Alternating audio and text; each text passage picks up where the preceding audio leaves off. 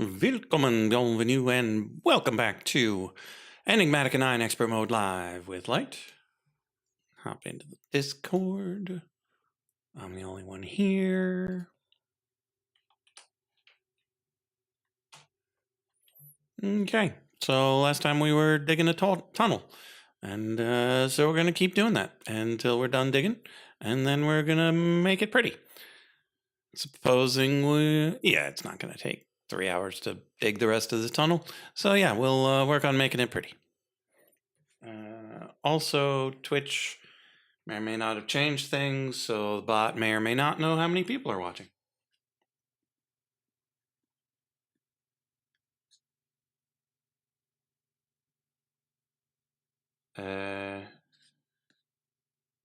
Bot? Hello?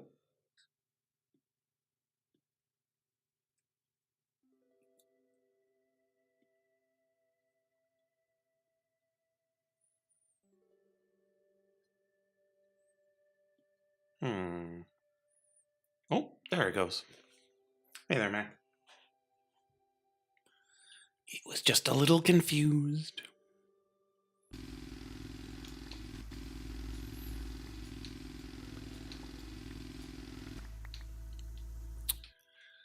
So, yeah, I don't know why George is running late. Boon is somewhere, and Frog's probably on a yacht or something.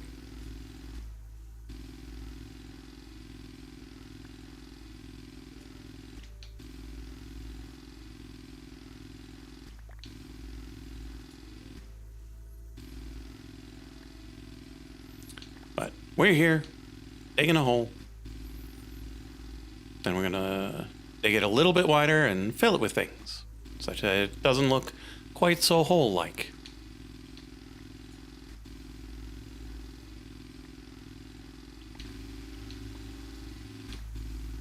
What things we'll use, we'll decide later.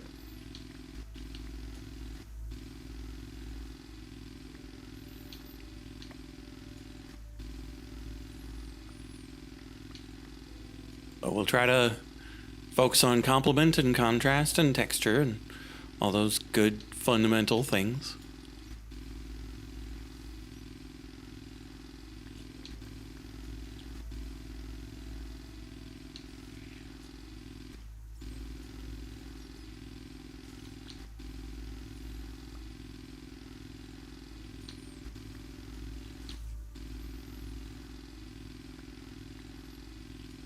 But in the meantime, it's just dig, dig, dig.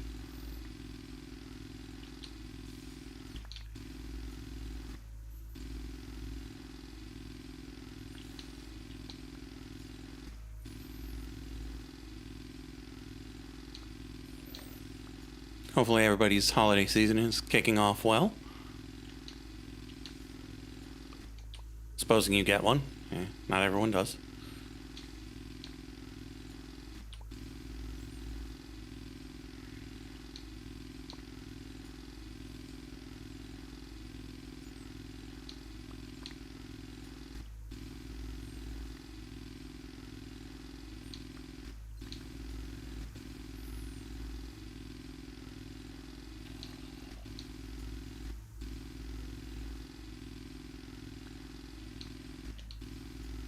My wife and I have gotten into the habit of picking up a new skill and inflicting it upon our friends and family each holiday season.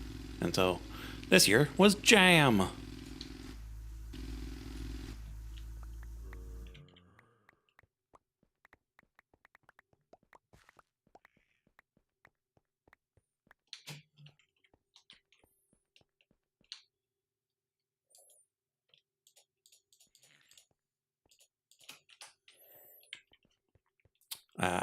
But yeah, making jam, not that hard.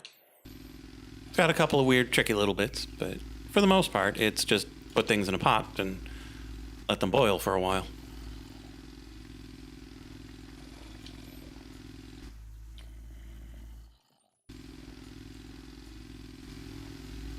Now you're saying, isn't that just a stew? Yeah, it kinda is.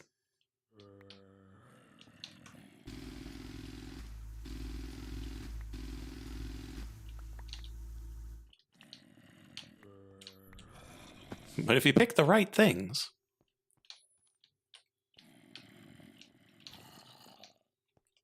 the stew becomes a jam.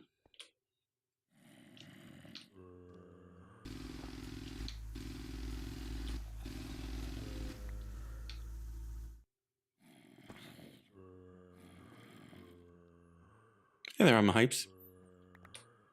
Don't exactly need help. Like, I am small. But I'm also not trying to become big.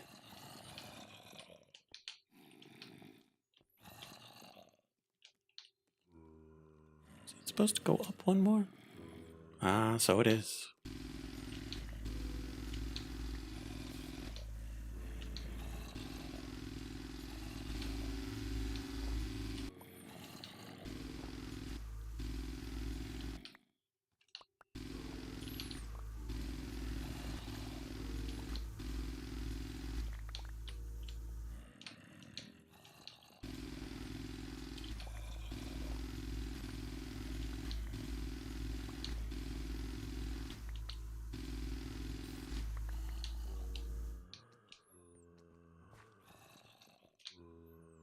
Oh.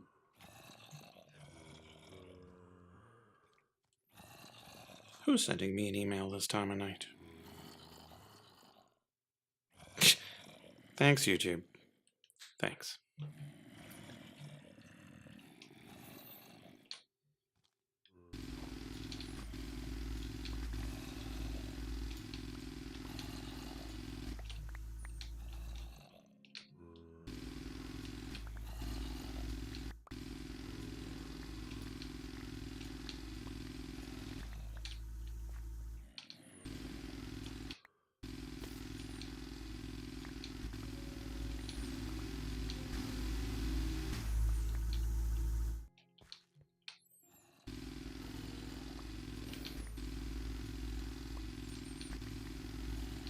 So everybody out in chat, what is your favorite jam? Or are you more of a jelly sort of person? Or perhaps chutney, which got included in our jam making. The chutney, not the jelly. Jelly's a different enough process that we didn't do it. But we did make a apple and fig chutney. We made a nice onion jam. We realized a little bit into the process that we should not make a bacon jam because meat follows a different procedure, and we don't have a pressure cooker.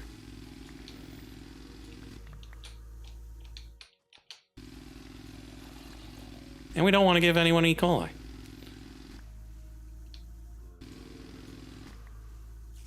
Don't eat enough jam to make an informed opinion, huh? That's fair.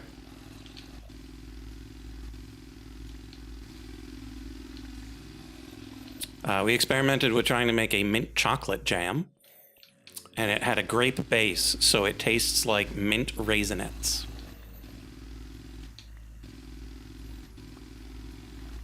Which is certainly not to everyone's taste, but I like it quite a bit.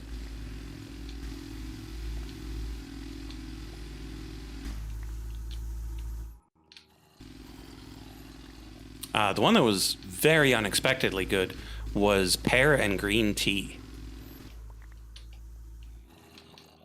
Makes a really nice combination.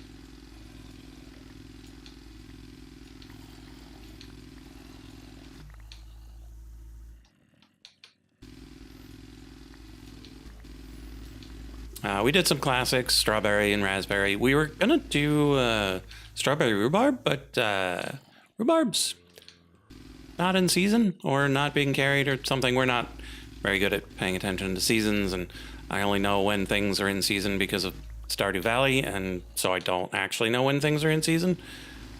And so if we were to do this again, we'd probably pay more attention to when things are actually in season and make them all year long instead of trying to do it all right there at the end.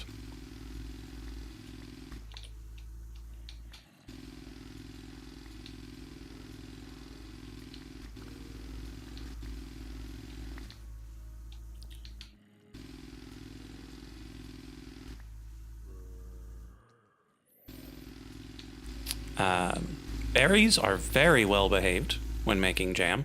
They just do exactly as you expect them to. and everything, like they behave exactly as the instructions say they should. Nothing else behaved that nicely. First place, berries. Second place, onions. Everything else did not behave as described.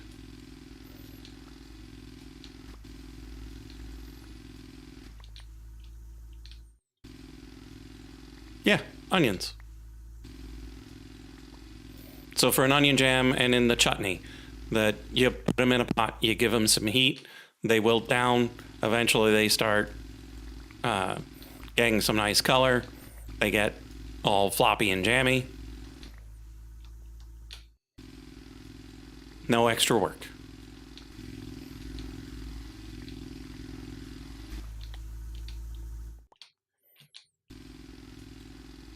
Oh, hello. Oh, hello. We were just talking about jam. Jam? Mm-hmm. It's tasty. I like a jam. What's your favorite type of jam? I think I'm gonna be a basic bitch and just say grape. Because it's the first one that comes to mind, and I do remember really enjoying it. That is I fair. think in general, I'm not really a jam or jelly snob. I like pretty much all of it. I've tried, or at least all of it that I've tried. I've tried like a spicy jam. Mm-hmm. That was quite good. Yeah, we did make a habanero lemon jam. That was interesting. Ooh, I've never had lemon jam, but I do like lemon. Yeah, I like habanero. Typically, lemon is done in marmalade instead of jam. I'm not entirely certain of the difference. Right. But I'm fairly sure marmalade is chunkier. The peel goes in too. Yeah. There's like subtle distinctions and variations between jelly, jam, preserves, and marmalade. But they're all basically the same, from what I understand. There's just like different processes. Mm-hmm. Yeah, because like I know that jelly, you use just the juice and then firm it up with pectin. Okay. You know more about it than I do, then. I didn't know that. I just knew they were all kind of different consistencies. Some were thicker than others. Some have the peels, and some don't. Yeah. So my wife and I have been picking up new skills and inflicting them on friends and family for Christmas the past couple of years. And this year is making jam. Hell yeah. So we made a variety of jams for a variety of people. And so some of them were perfectly ordinary, like strawberry and raspberry. And then we made a savory onion jam. But we had surprisingly good luck with a pear and green tea jam. The habanero lemon was a piece of biological warfare for a while. Because you put it in there and you start boiling it, and you get not only the spice from the habanero, but also the acidity from the lemons just permeating the air. Yeah. Right, yeah. So like that's real bad. And making the onion jam and the chutney, chopping up all those onions, and that's chemical warfare. Getting all the sulfuric acid out into the air. Yeah. Well, thank you for mentioning it, because like we didn't even talk about chutney, which I've only recently learned is basically vegetable jelly. Kinda, yeah. Or at least that's what it looked like. The chutney I saw looked like that, and I was like, okay, that's what chutney is. Yeah, it's very much not an appetizing name, I will say. Chutney does not. Like, chutney sounds like it should have like a fish head in it or something. Like one of those things. Yeah, maybe. And I would not be too surprised if there was one that did. Oh God, I was not wrong. Yeah, we made an apple and fig chutney, but it's got onions and garlic and ginger. Yeah. But then some apple pie type spices. Yeah. And so it bridges the gap with cinnamon and allspice and salt. Yeah. Apparently I died. But I don't know where I died. Oh no. Swimming up here. Oh, okay, yeah. Just keep going up. Wait, I think. Oh, I went the wrong way. I need to take the teleporter. What the hell am I doing, man? It's nice to have the staircase here to get up higher, but like, it only gets you so far, man.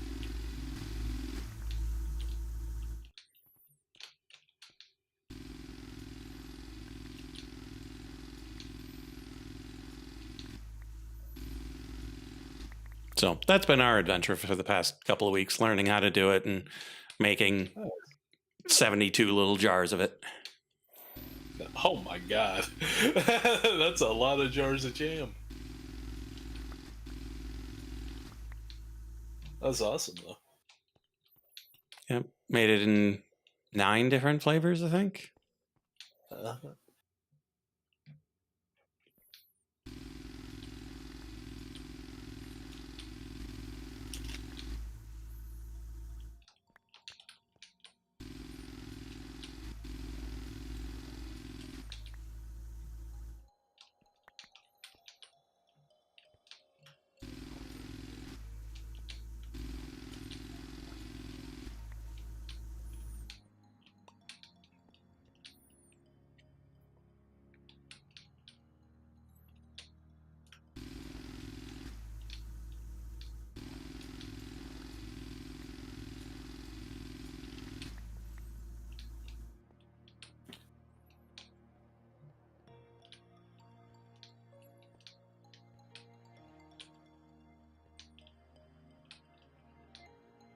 Yeah, chat. We'll figure out the roof height when it's time to decorate.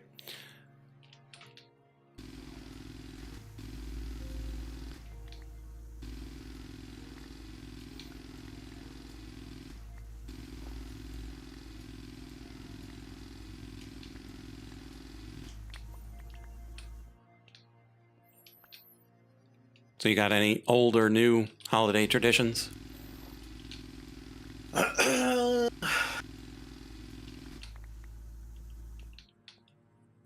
I think the main one I've got, because it's been pretty mild. Like, I think if anything, we're probably going to be forming some what could be new traditions this year.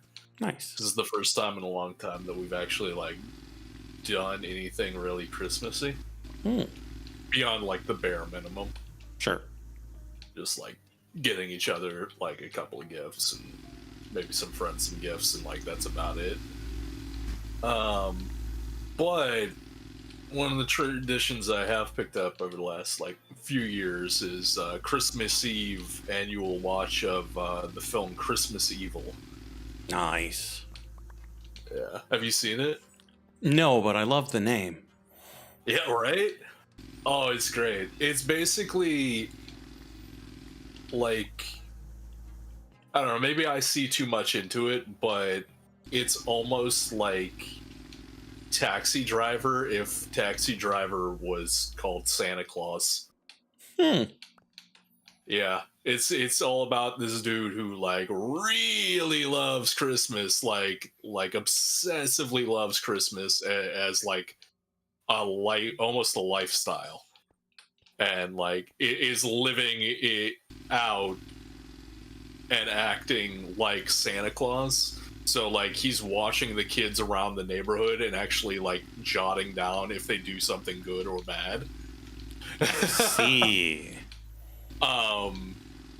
And he works at a toy store or toy making plant, and everything like that. And the movie kind of is a lead up. The movie is great because it covers like all major holidays, I think, from this time of year. Because I'm pretty sure, maybe not Halloween. Oh wait, no, it. So there's no Halloween elements, but I think it starts technically on Halloween. Oh. It definitely goes through Thanksgiving because like there's the Macy's Day Parade and everything. So Thanksgiving is featured in the movie, but it's all leading up to Christmas Eve. Sure. And on Christmas Eve, like, he snaps and basically goes out delivering Santa Claus frontier justice. Oh no, he's gone full To- Krampus. Yeah, well, not full Krampus. No. Full pure Santa Claus, where if you're naughty, he's not gonna be good to you. But if you're good, he will be perfectly nice and give you gifts and everything like that, and kind. So it's a little bit of a dichotomy, because, like, as gruesome as the movie gets, it doesn't get that gruesome. Like, it's got a few scenes. But it's no Silent Night, Deadly Night. All right. But like they're a genuine, like the movie goes from like him killing like one of his coworkers or his bosses because they're a real like bastard, to then loading up his van full of toys and going and delivering them to an orphanage and giving children toys. And stuff like so. Like, he balances out his murders with like really wholesome, sweet things, which makes him such an interesting character. But yeah, no, I watched it maybe 4 or 5 years ago for the first time, and absolutely loved it. Nice. Yeah, we just watched Hell House, which takes place right before Christmas. Oh, does it? All right. And then I started watching Happy. The Chris Maloney show. I don't know. Probably. The guy from SV. Is it? It's a TV show. Oh yeah. Because with Patton Oswalt From as SVU. the unicorn. Yeah. Yes. Yeah. Oh man, Happy is amazing. Also takes place at Christmas. It does. I'm gonna. Thank you for reminding me. I'm gonna have to watch Happy sometime this month. At least the first season. I don't know if the second season is Christmas themed. I also don't know if I've ever seen the second season. Yeah, I'm 2 episodes in. So. Oh, nice. It was one of those things that I've been meaning to watch for a long time. I'm like, you know what? Yeah. I've got a little bit of time. It looks like it would be pretty good. And yeah, at least in the first 2 episodes, it did not disappoint. No, it just goes. Yeah. Like, I think if you're 2 episodes in and you're still into it and you like where it's going, you're probably going to enjoy it. Yeah. Because it tells you what it is right away. Yeah. Yes, immediately you know what you're in store for. And so, like, there may be escalation throughout the season, but, like, basically you know what you're in store for. At least stylistically, you know the type of show it is. Yeah.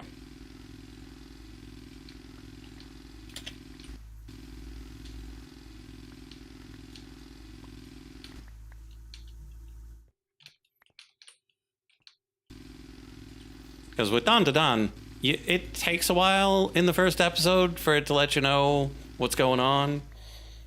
But then you know what you're going to get. But Happy was just like, nope. 20, 30 seconds in. Style established. Yeah. If you've... have you seen the Jason Statham Crank films? I don't think I have. Okay. Have you seen the... what's his name? Gerard Butler, Dexter, Michael C. Hall, Gamer. Where it's Gerard Butler, like, kind of being an avatar in a real life video game. No. And he has to, like, break free. Oh man, Gamer's so good. Anyway, the show is done. So those movies were done by a director duo called Neville Dean Taylor. Okay. Mark Neville Dean, Brian Taylor. And Happy is done by, I believe, Brian Taylor. So, like, if you like kind of the style of Happy and just, like, the sheer insane over-the-topness, the vague, like, almost video game like qualities that the show has occasionally, with how it bends reality and whatnot. You might enjoy Crank. Crank is a lot more. Crank is the Crank duology is the perfect adaptation of Grand Theft Auto that we will ever get. They may eventually make a Grand Theft Auto movie, but it will. I am almost certain that it will not come close to capturing the vibe of a Grand Theft Auto game the way Crank does. But it has Grand Theft Auto like humor and scenes and violence and everything like that. So your mileage may vary on that front, but stylistically, it's very similar to Happy. Like they could almost take place in the same world. Interesting.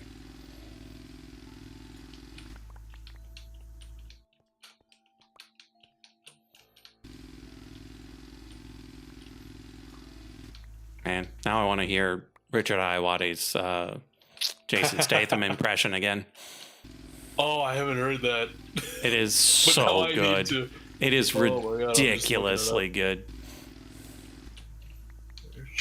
And the fact that it's Richard Iowati just makes it so much better. Oh yeah, no, I love him.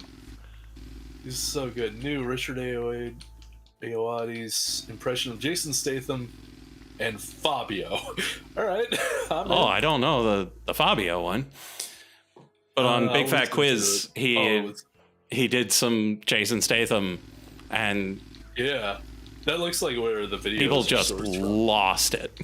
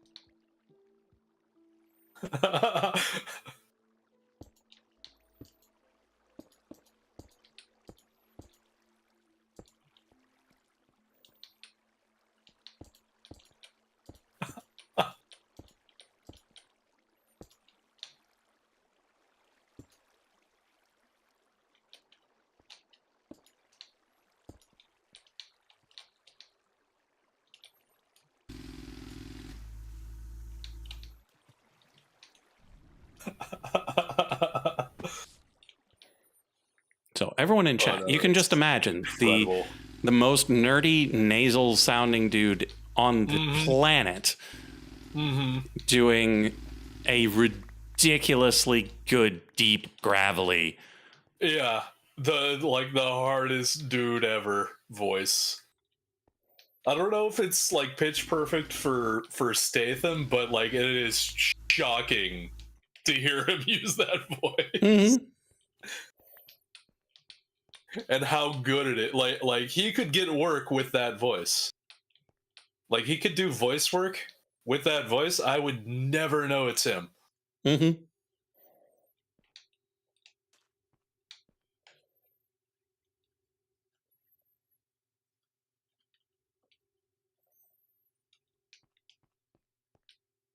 Whereas, like, I think it's Rob Brydon. He's a Welshman that does impressions.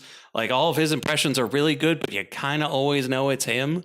You pull that Richard Iowati, Jason Statham sort of nonsense. You're like, no, not a chance. Yeah.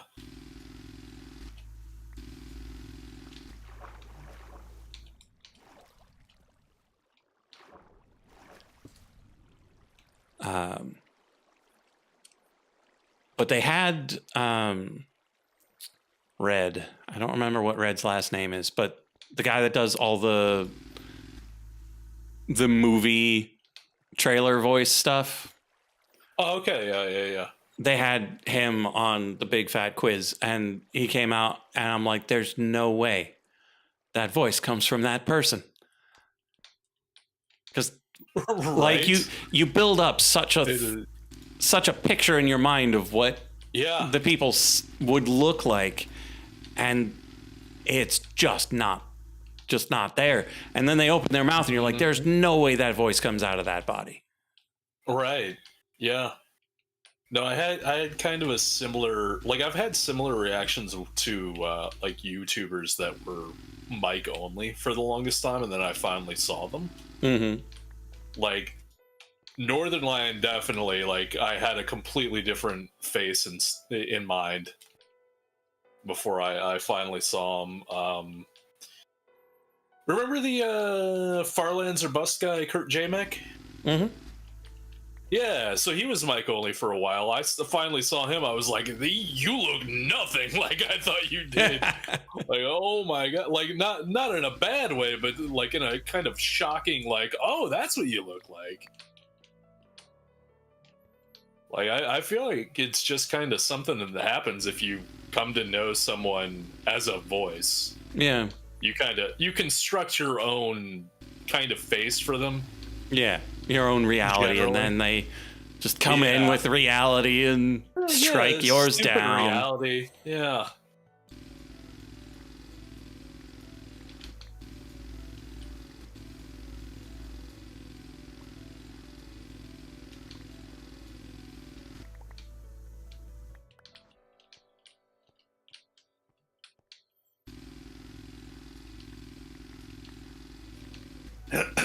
Finally made it to the freaking top of the tower. Where did I die?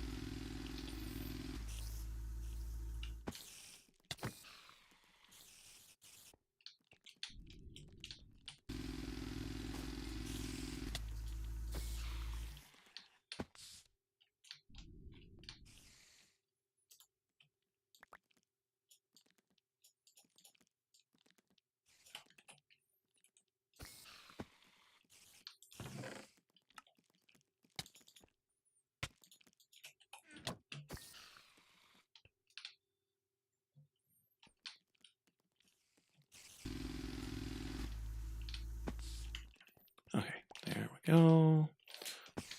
Gotten rid of the spawner. Now we can go back to digging.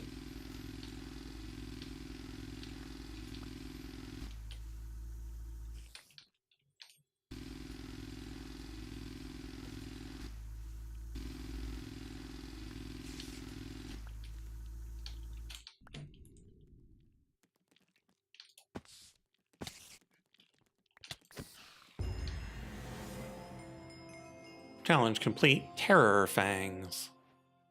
Ooh. I apparently needed to kill a bunch of spiders. Or cave spiders or something.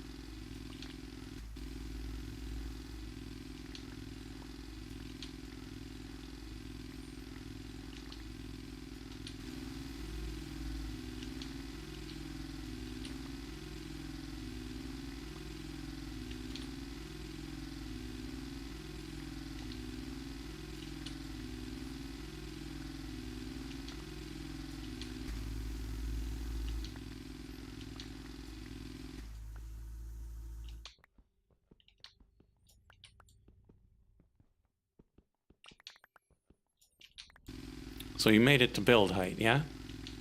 Mm-hmm. So you filling in Or the at least- floors or estimating Well, how many floors you got left? So I've touched the build height. Mm-hmm. Now I have to basically build floors up to the build height. But it's within sight. Like I've basically mapped out how tall the rest of the tower is going to be. Nice. With one post, at least. Only a couple hundred more to go. Yeah. I've at least, been there. I've at least seen that it's possible, and it's honestly not as far away now as I feared it might be. I was beginning to get very nervous.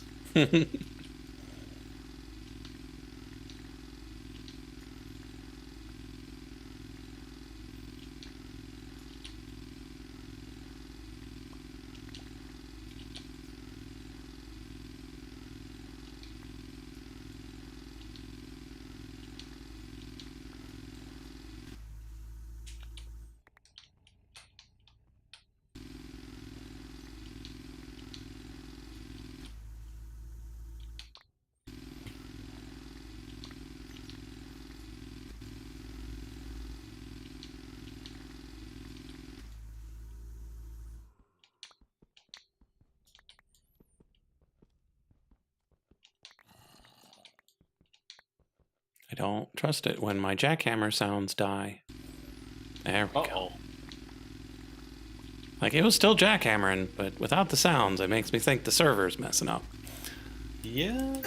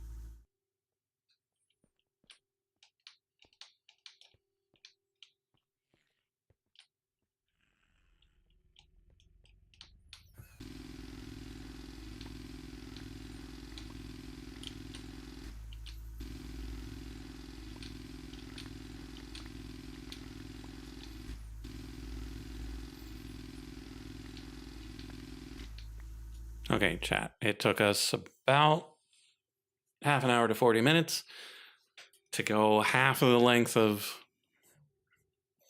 this tunnel, roughly. So strap in for an hour and a half of going back. Oh no. So the What do you hole do? will have been dug by 10 o'clock. We'll have an hour to figure out how we're going to decorate it. And then probably make it barely at all into the actual process. Oh, of course.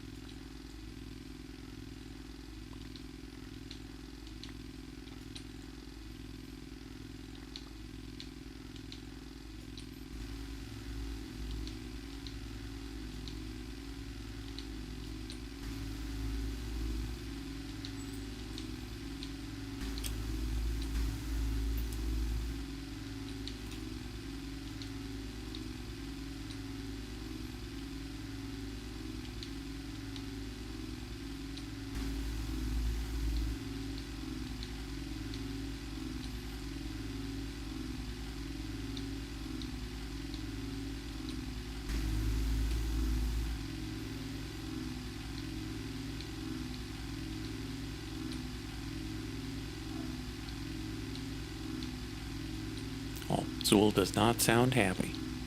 Uh-oh.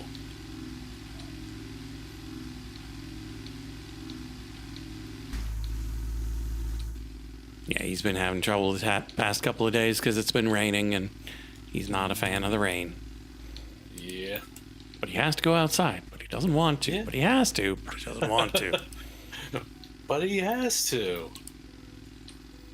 And so he just looks at the door and then looks at us. Why can't you just make it stop? Yeah. Is it over yet?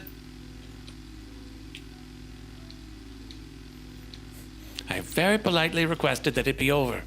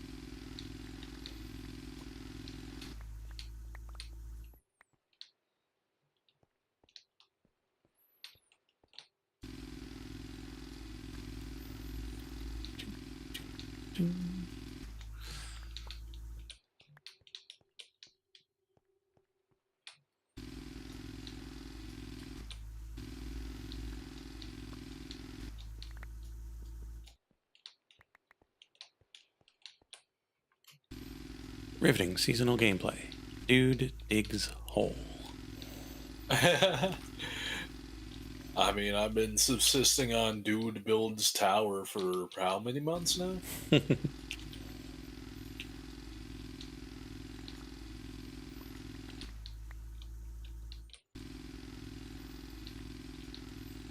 Got any more devious plans for it? Not at the moment. I think mostly I'm just like focusing on getting it finished and seeing what kind of weird architectural designs I can think up for capping it off with. But then I'm gonna turn my attention to the interior and all of the evil plans I have in store for it, which I have no idea. But I know there's like some like finishing touches in the hotel area that I never got to. I want to start doing the subway tunnel and everything like that. So definitely still stuff to do.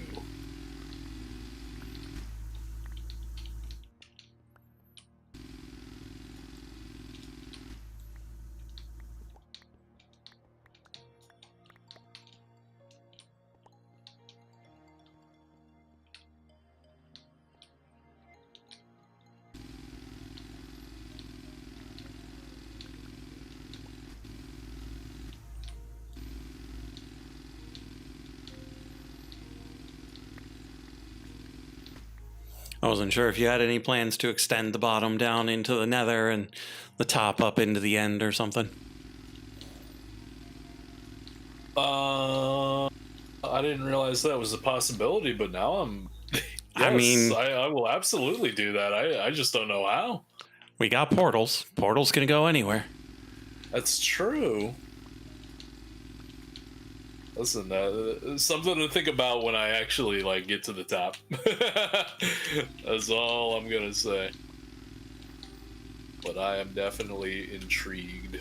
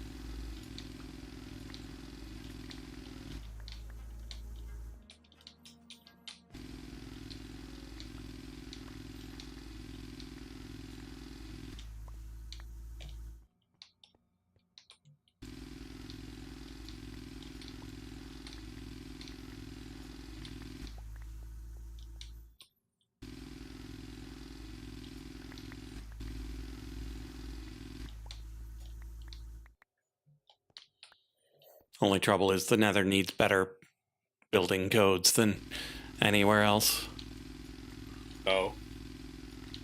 Yeah, because if you're too lax and make your rooms too big, gas start spawning in it and blowing everything up. And so you either need to make rooms that aren't that big or make everything out of blast-proof materials. Right. And there aren't really that many blast-proof materials.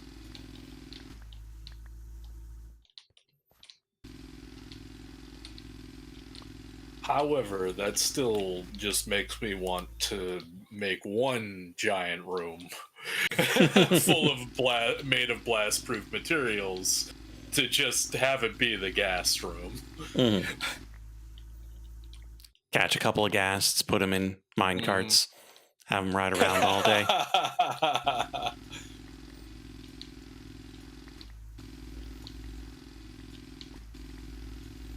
may probably just need to set a train loose. They'll end up sitting there on their own. Yeah, that's how you do it.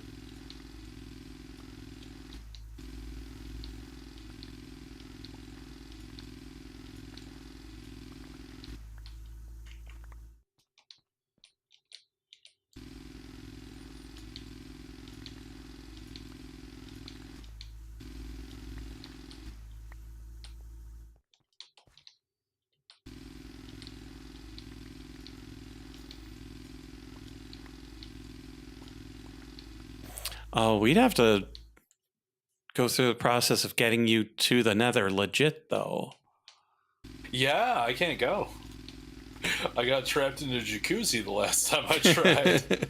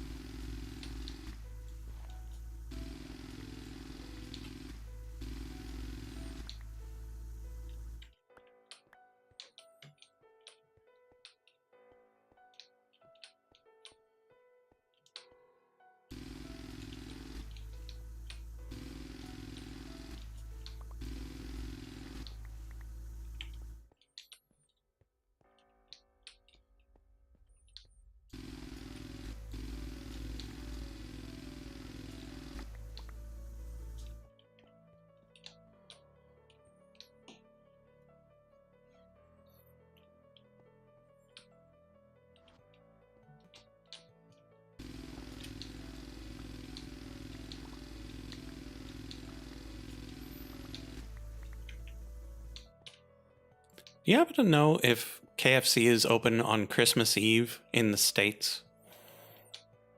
I do not. I haven't really been a big KFC guy. Yeah, me for neither. A while. Well, I was just thinking about alternative Christmas foods. And, Right. like, you've got the standard American Chinese food because they Yes. tend not to be closed. Yes. But in Japan, they're huge on their KFC due to a rumor that spread. And so I'm thinking, like, their KFCs would definitely be open, but I don't know if Oh, yeah. ours would be. Probably not. If I had to, well, Like, they would be until, like, 6 o'clock, and then they send everyone home. You'd hope. You'd hope. You'd hope.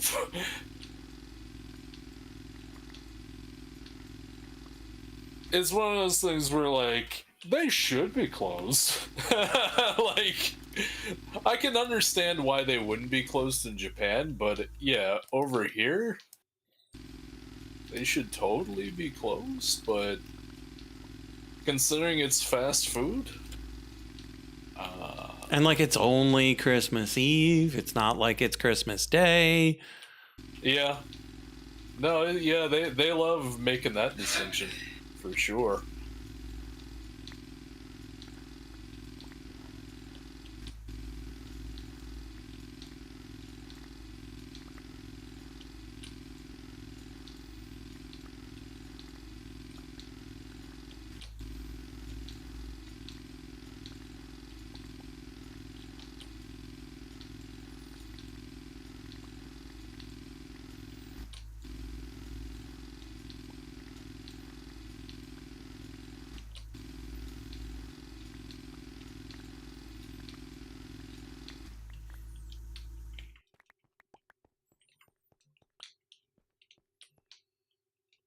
So if you were to do American Chinese food for Christmas, would you stick to your normal order, or would you do something different and slightly Christmassy?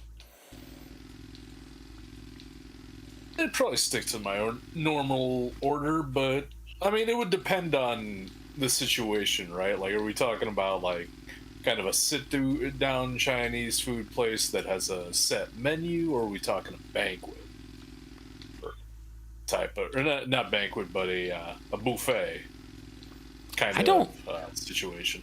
That's the thing. I don't know if it's more standard for people to gather at the restaurant or to get it and bring it home. I would imagine they would gather. Gather at the restaurant for sure, unless you're talking about if there's like a rampant, ongoing modern plague hitting the world. In which case, there is that. In which case, you pick up and bring home. Sure, but sure. traditionally, in my experience, like you eat there. No. You know.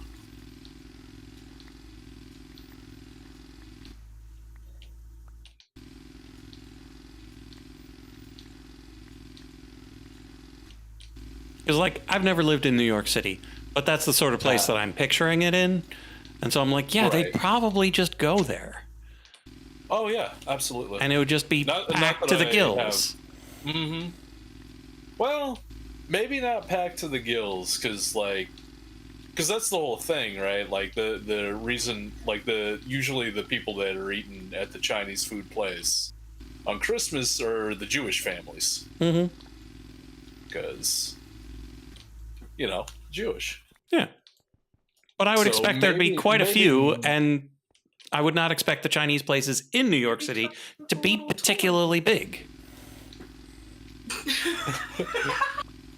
I have no idea what you just asked me to do. I said, what's going on? I said you're supposed to tuck her with her little toy. You know how you make them. Oh, okay. Yeah, but I can't reach her from here, so I just tossed at her. She seems happy. That's fair. Sorry, cat shenanigans. I apologize. No, that's fine. Never need to apologize for cats. Yep. They certainly wouldn't. No, they absolutely do not. They refuse. But yeah, like, it would depend on, like, you know, the Jewish population in the area, which I imagine in New York is probably higher than most places. Just because New York is so massive. Mm-hmm.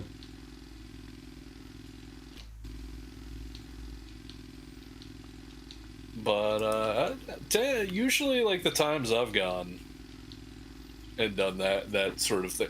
So it's not exclusively like Jewish families. Like, it's also just like random people who ain't got nothing else, like no big family gatherings or anything like that, or their family gatherings fell through, or their Friendsgiving fell through, and they're just looking for something to eat.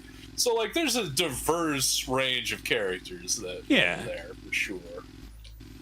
But in my experiences, like, I wouldn't say overly packed. Maybe averagely packed Hmm. in my experience, which again is very limited and also not in New York. So I imagine it would be packed in New York because everything's packed in New York. That was one Yeah. of the reasons I really didn't enjoy my visit to that city. It was way too crowded, man. Like, I was freaking out.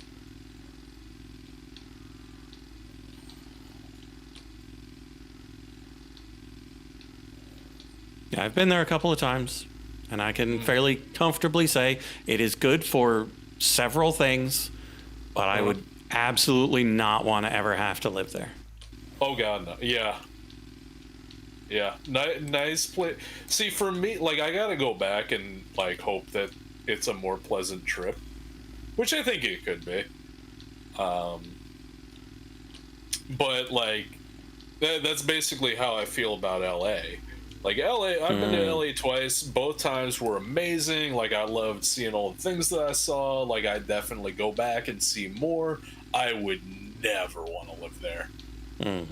Like, not even like, you know, the property costs or the cost of living. Like, that's beyond. It's like I made this distinction like before I had to worry about stuff like that.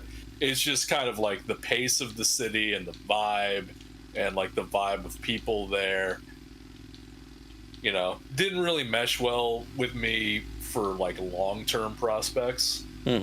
Short-term, it's great, but it's kind of like, I guess it's kind of like Florida in a way, where like both, especially like LA compared to like most of Florida being kind of touristy, kind of fake in that regard. And you know, if you're a tourist, like, it's great because you get to see the best sides of things.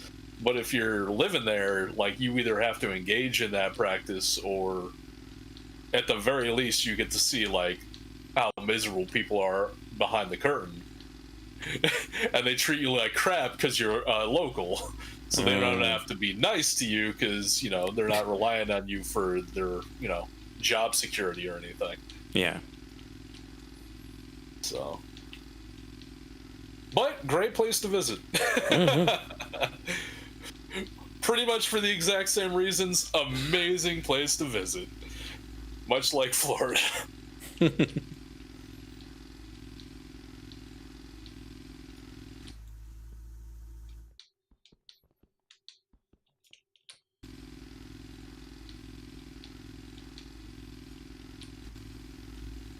So, have you ever been to a decently sized city that wasn't like that? Chicago. I've been to Chicago a couple of times. I had pretty much the exact same reaction to Chicago as I did New York. Like, I visited Chicago for the first time. I was like, I love it here. The people here seem like way nicer. It's busy, but it's not like stressful busy, if that makes sense. Like, I didn't like, I wasn't freaked out as I can tend to get in like crowded places that are kind of tense. Like The roads around Chicago. yeah. Now, to be fair, I've never driven in Chicago. Oh. I have exclusively like,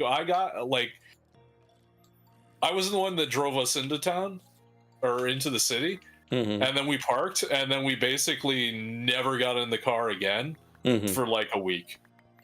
We rode the tram, the bus, walked, and everything like that, which I think that was also part of it, because up until that point, and I went to Chicago before New York, but up until that point, I had never been anywhere that had like an actual functional, good public transit system. Yeah. Like, and you may say, good, really? And compared to like down in Florida, you know, yeah, I was going with like garbage, if it existed at all, public transit, to actually functional public transit. You might just have to wait a while. Yeah, know? like where I grew up and have lived most times since, public transport isn't a thing. Right. Like where I grew up, there isn't any. Yeah. You don't have a car, you've got a convenience store you can get to. Mm-hmm. That's about it. Yep. Like, and we had buses down in Florida, but like the bus system was kind of a joke. Like, you didn't ride the bus unless you had no choice but to ride the bus. Like, that's the only reason you're getting on.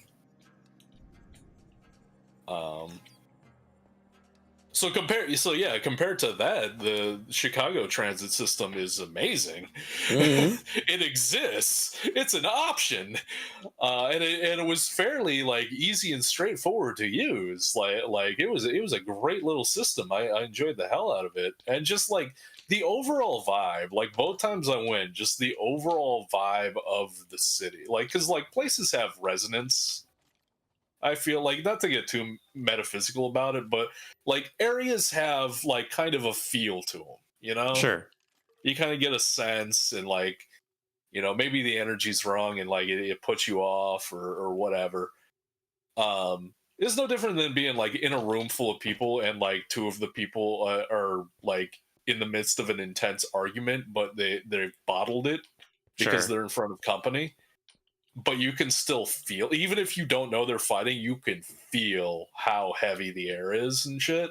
Mhm. Like that. But yeah, both times I've been to Chicago, like it's just felt like super relaxing to me. That's good. Yeah, so that was like not really the polar opposite of LA, because LA I like to visit. It's the polar opposite of New York, because New York I didn't enjoy visiting, and I also didn't want to live there. Chicago I loved visiting, and I could absolutely see myself living there. Yeah, my sister-in-law lived in Chicago for quite some time and is now out in LA. And so Right. it's an interesting difference, but in the area she's in, like her field, it seems like you need to live in a place like that, and she's better suited to it than my wife and I are. But now with everything the internet can do, she might not actually need to live in those areas. Yeah. Is she it just makes it easier to network. Well, yeah, obviously. I don't want you doxing her or anything, so by all means, feel free not to answer. But like, is she in like entertainment? Kind of. Okay. Yeah, that is one of the, like but even that, like, I guess it depends on like what specifically she's up to. But I've heard two minds about it. Like, the first mind being like, obviously, like, you got to be in town and in the area to like properly network and schmooze and everything like that, and maybe catch a break. There's nothing more powerful than somebody seeing you more than once. Yeah, that's true. There's truth to that. But I remember reading Robert Rodriguez's book, and he specifically chose never to move to LA for a very specific reason. He was like, if you live in LA, and granted, this is probably advice from someone who's like, if you come to town, like, somebody's going to take your meeting, you don't got to worry about getting in. You're already in. So like, take that for what it's worth. Yeah. But his logic was like, if you're local, they might not be as like interested in holding to a scheduled meeting, because they can always catch up with you whenever, because you're local. But if you're coming into town and you're only going to be there for like a day, they're going to meet with you. Yeah. So I can see the logic in that too, but it really only applies if, you already have... Yeah, you're already kind of on the inside. You're already in. I don't know if that would work so much if you're not already in. But again, that's what I'm saying, like, not knowing specifics, like, But yeah, the world is definitely much more open to being able to do things remotely just as well as in person. So you never know. Mm-hmm.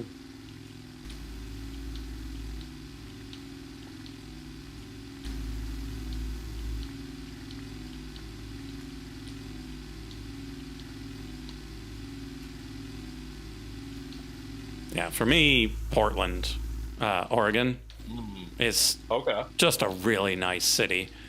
Okay. Partially because you can get to downtown Portland from the airport without taking a taxi, without having a car.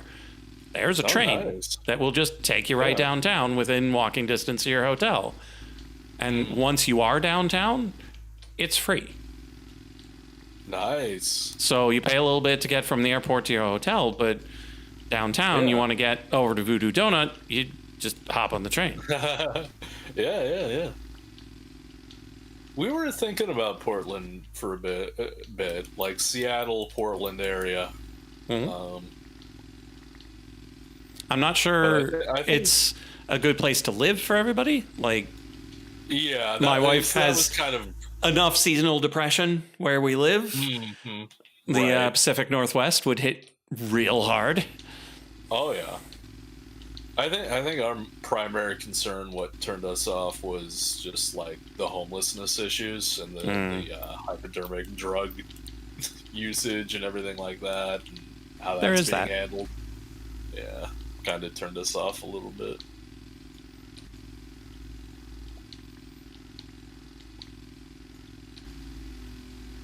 I think it's also like, correct me if I'm wrong, like I may be drawing this from nothing or a vague memory at best, but I feel like they're getting hit with the same kind of cost of living bullshit that's been plaguing California for so long. That I don't know. I hadn't. And I don't feel confident saying that it definitely is, but Yeah, the only place I might heard. also just be thinking about Vancouver because it's Yeah. like right next to. Yeah, so Vancouver's that's possible, too. been hitting with that. The stuff that hits really hard is places like Montana, where people move to do remote work Yeah. because they're like, if I can do my programming from anywhere, I'm going to do it in Montana, where the land is cheap and there are beautiful mountains, and maybe I'll see a moose. And so have they ruined the property value of Montana as a yeah, result? and so they bring in all of that money, and now the towns are like, oh, we'll raise all our prices, and all the locals are like, what? Yeah. We've lived here all our lives, and it cost nothing, and now you're saying it costs New York City prices? Oh, I don't think so. Yeah.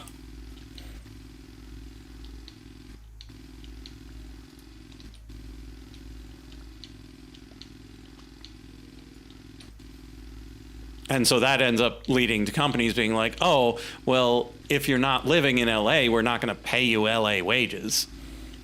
Right.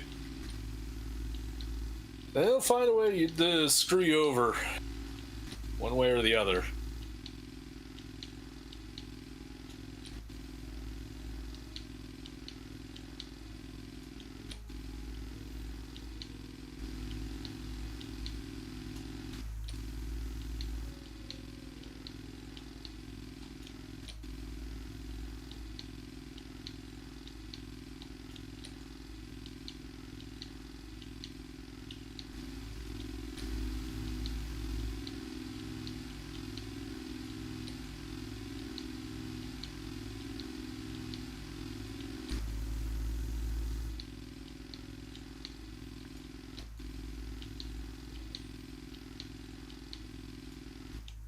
Yeah, and then you got times where they've got a good reason, but they can't say that reason out loud.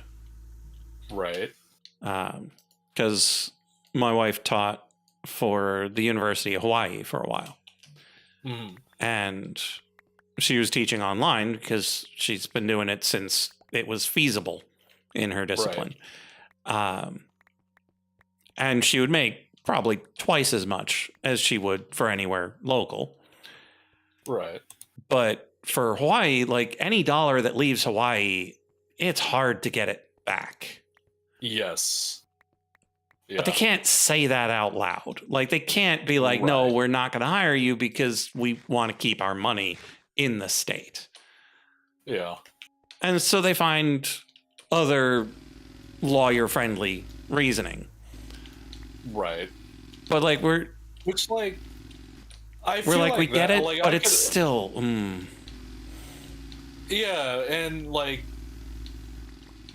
that's one of those things where it's like there's no black and white, right, wrong answer to pretty much anything. Because it's like with Hawaii, like that makes sense. Like Hawaii needs that to keep being Hawaii. Like they need to have their own independent, robust economy because they're out there in the middle of the ocean all by themselves. So like I feel like that would be like if I was going for a remote job in Hawaii, or a job in Hawaii that allowed remote login, and they turned me down for the job, and they cited that word for word why the reason was, I'd be like, you know what, I get it. I ain't even mad. Yeah. But like I could see it's like, someone you don't not need as to- reasonable as us suing their Yes. pants off. Yeah, which is why lawyers are the bane of everyone's existence. But yeah, it still They can't make us compare all to unreasonable jerks. it still can't compare to her Hawaii online teaching snafu, where she was she applied for the job. They're like, oh yeah, we would love to have you teach this course. It'd be great, lovely. We just need to send your paperwork through HR. We'll get it all figured out. And so HR came back and was like, okay, this will be great. We filed most of your paperwork. All we need now is your TB test. And we're like, tuberculosis? Excuse me? What? And they're like, yeah, anyone who teaches at a university in California has to have a up-to-date TB test from a doctor in California. Oh, okay. Yeah. You do realize this is an online teaching position? Everyone teaching at University of California has to get it. Does not matter.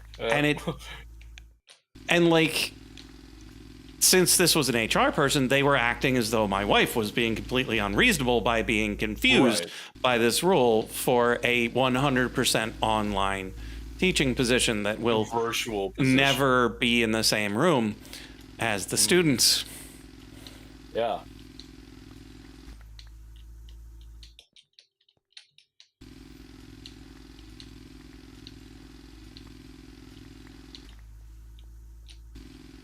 Yeah, there have been all sorts of interesting developments with online type positions.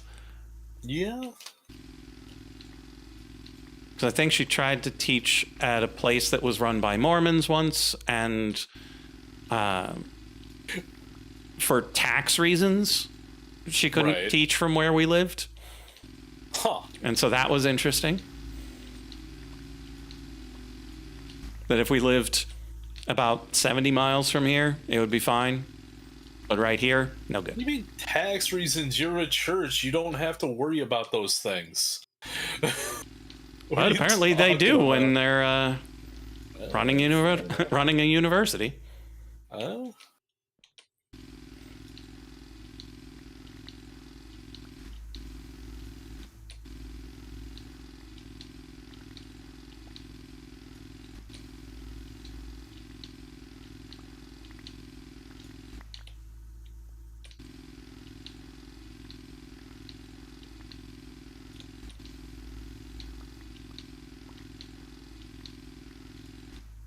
Yeah, HR is definitely a weird place.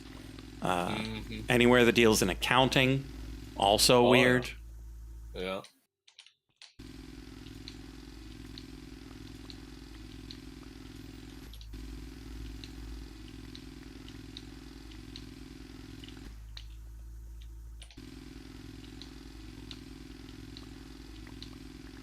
Yeah, Mac, I've always been kind of unnerved by just the phrase human resources.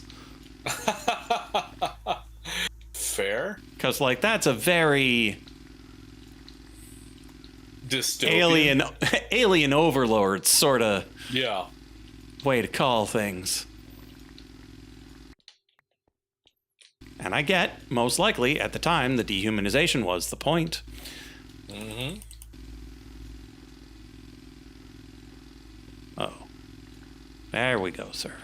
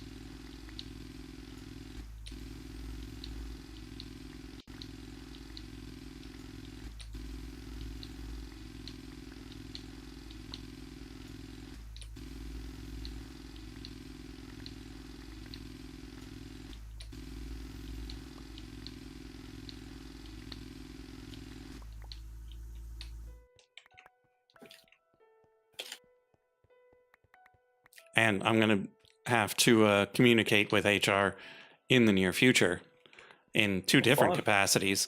And it makes me wonder whether or not I should use a large language model to edit my stuff, because they're likely going to use one to judge my stuff.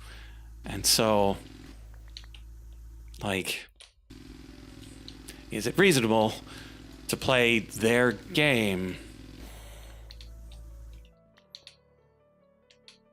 Because I hate the tools. Yeah. I mean, that's... I feel like that's, like, something that, like... Sometimes you gotta. But... You know, within your own limits and... Yeah, like, I don't want to treat it as inevitable. Right. Yeah, exactly.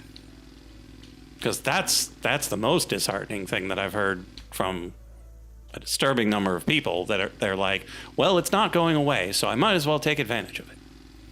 Yeah, that's only true if most people believe that shit. So as long as there's enough people that don't believe that shit. Well, I mean, it might implode on its own, even if people believe it. That's true. But I also think, like, I don't know. I feel like as gloomy as that side of it is, I feel like I've definitely been hearing more people and more younger people wanting to disconnect from technology because they're bored by that shit. And like they recognize like chances are a lot of them are being raised by parents that went through the heyday of internet like kind of addiction. Yeah. So they're seeing firsthand by the people raising them like how lame it is. So they're going in the other direction, which is cool. The more things change, the more that remains the same at the very least. Don't like the way things are going? Just wait a generation. The next spawn of kids are going to be complete, like anything like that parents are going nuts over and losing their minds and being absolute jerks about. Don't worry, their kids will be here shortly to go in the complete opposite direction. Woo. And then their kids will swing things back the other way and the journey continues.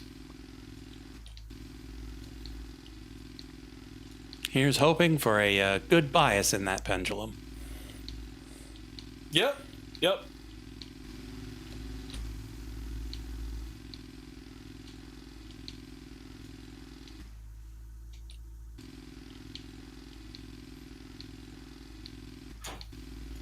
If I recall correctly, Mac, the Luddites had a really good point, and propaganda made them look like a bunch of fuddy-duddies.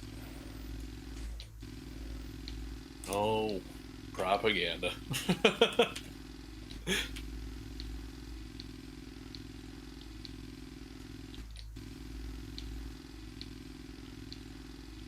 Although, of course, that was the capital L Luddites. Like, we've gotten to a point that we're so detached from that part of history that you might not even capitalize it anymore. I'm gonna be straight up. Aside from like knowing it as kind of a disparaging label, I know nothing about it. Well, that's the thing, that it was a group Yeah, of the people who were propaganda. rebelling Whoa. against the harms that various forms of technology were doing to people. Because at the time, yeah, it was doing all sorts of harm. And still kind of is. But you had the people who were like, progress, progress, progress, and y'all are just stuck in the past. Yeah. Wasn't capitalized when you spell checked it on Google, huh? Yeah, because it was capital L group of people, Luddites. That's so wild considering the fact that if you check with a spell checker, goth should be capitalized. Yeah. I don't think the Goths as a race of like as like a civilization have existed for a while, have they? Probably not. And I was never entirely clear on like where Goths and Visigoths and those various groups began or end. Right, yeah. But like chances are in the modern parlance, if someone says the word goth, they don't mean the civilization. Indeed they wouldn't. But I would probably still have capitalized it. Capitalize it? Really? All right. I probably would have. Yeah. But I'm not entirely certain why. I feel like, yeah, because I feel like the correct, like it doesn't need capitalization as it's typically used as a label. But at the same time, I don't know if you would capitalize Gothic in like Gothic architecture.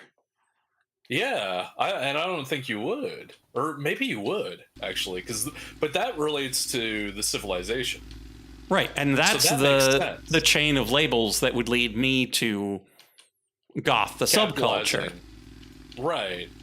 Whereas emo was a shortening of a non-capitalized word, and so I wouldn't capitalize emo except when talking about the genre of music. Right.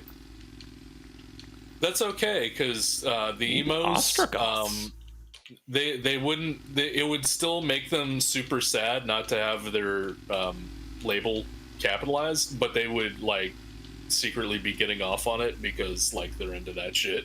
I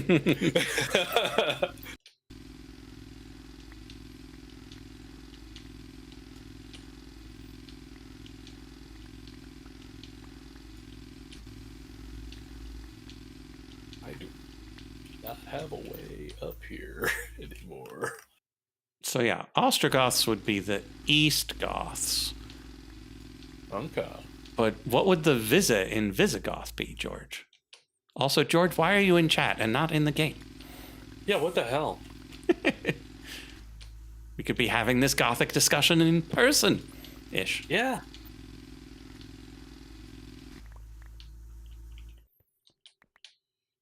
Ah, computer restart.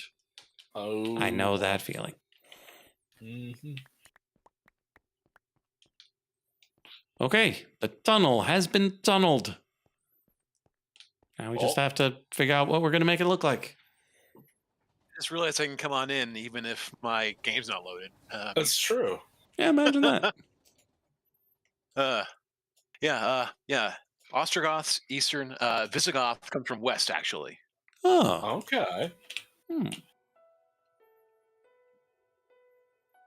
they're all Germanic peoples. That was like the one thing I could remember.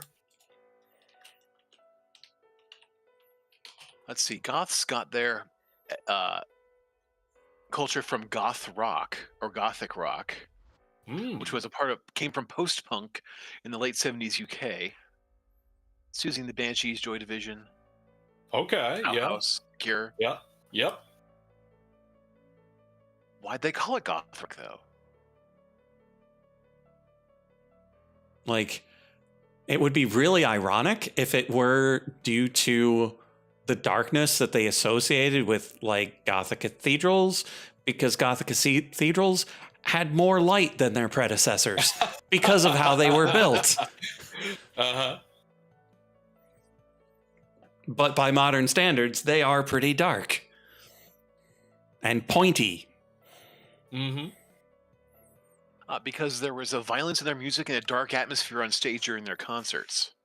Oh. Yeah, so it's just the mood they tend to like. Apparently, the Doors were described as it originally. Really? Apparently, like it was first used to describe the Doors in an interview. Huh. You know what? I can, because like When You're a Stranger,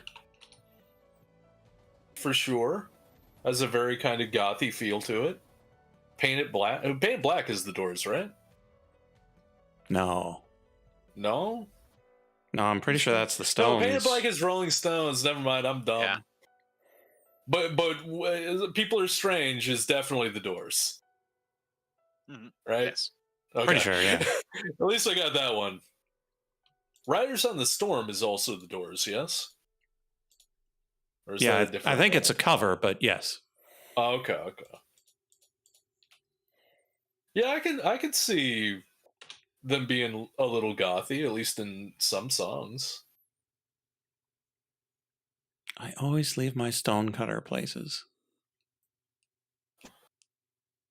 I always mean to pick it back up, but I always leave it behind.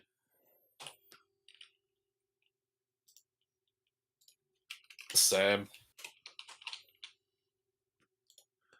And so we make another. Yep. We're going to leave that here too. Before you do that, I think there might be one in the system that I made. It's fine. I just was like, wait, I can just store this in the system and pull it out whenever I need it. I usually keep mine in my backpack, but here we are. I was doing that for a while too, but I got sick of like picking it up and putting it back down every time I wanted to make more bricks. Oh, right. I'm still on the wrong mode. Oops.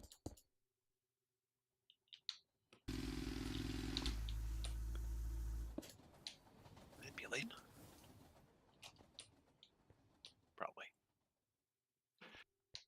I was just making a whole bunch of plastic. That's right. Yeah, you said you Very had a secret evil plan. Yes, my secret evil plan. Yeah. You guys should not worry about. No. All right. So it's on all of us then. All right. That was going to be my only question. Who were you pranking? Prank is such a harsh term. Well, depends on the context. For I sure. myself love a good Come on prank. over on. Okay, yeah. That's when it like it almost gets a little dirty with the phrasing.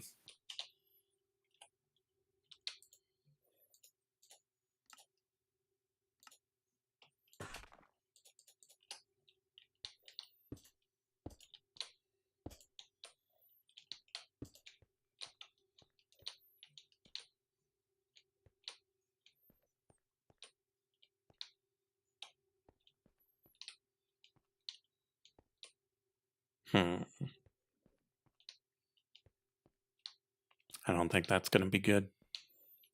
Uh-oh. Nah, because we're going to need 2 lines of rails through here, which means they would be on here. Having channels in underneath the rails seems inadvisable. But it might look good if we balance it. See how that works. Oh, I do apologize for being a little bit late. I was 50 pages away from the end of my book, and I needed to finish it. There was no way around it. Completely acceptable.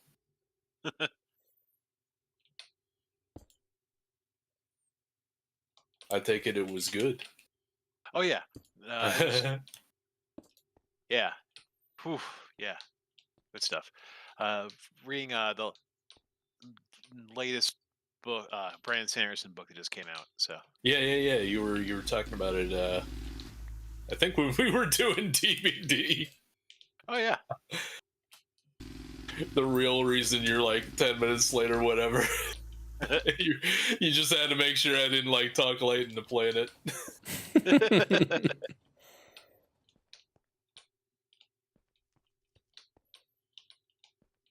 Okay, this does look pretty thanks cool. for playing. It was a lot of fun. I hope you enjoyed oh it. yeah, I definitely had a good time. Yeah. Anytime you need me to come in there and lower your MMR, just let me know. Hey, I'll take you up on that offer. Don't put that out unless you mean it, because like I might do it.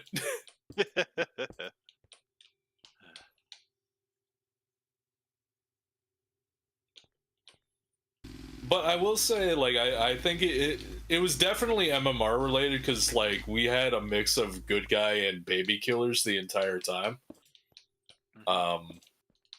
But I will say, I think the good guys, it's not just low MMR, because me and Kettle have gotten a few of them. Maybe not quite as many, but like they've been a consistent presence in the event so far.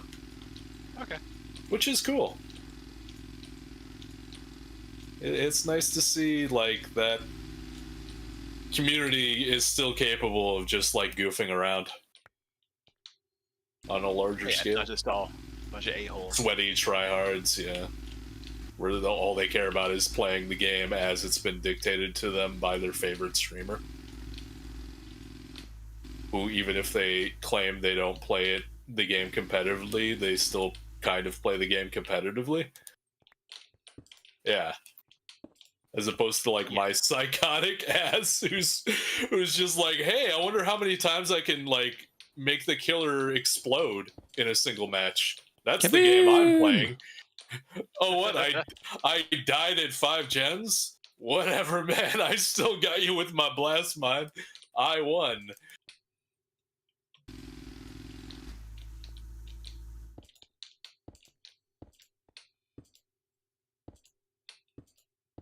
That's what really matters. Yeah.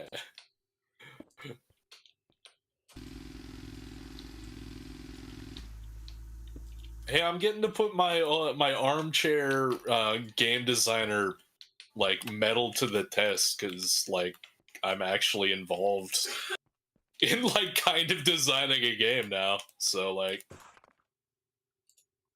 or at least in a position where I can put those ideas out there to an actual game designer and get the response and reaction. And so far, he's liking what I'm laying down. So just saying, behavior. I won't be cheap, but I'll save your game.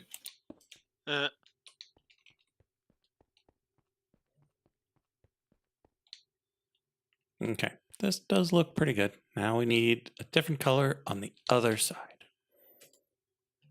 What do you think, chat? Good complementary color to Certus Blue. Purple. Possibly. We've got infused rock. I literally just named a color, but actually.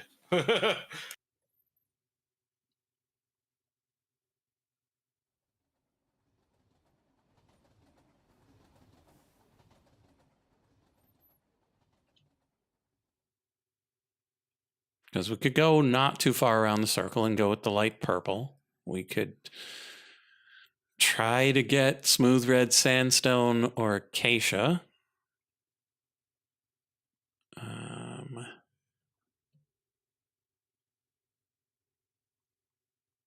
We can always do the source stone, but we've used that for a lot of things. And there goes the game. That's what we get for talking about things in JEI.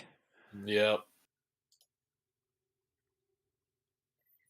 Well, while that restarts, I can open up a nice color wheel Hey. and see what sorts of things are directly across, what things are at thirds.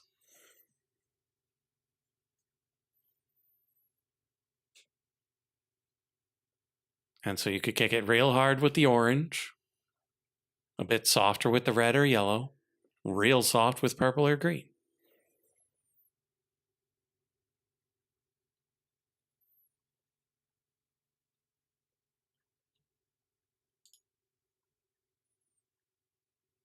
All right.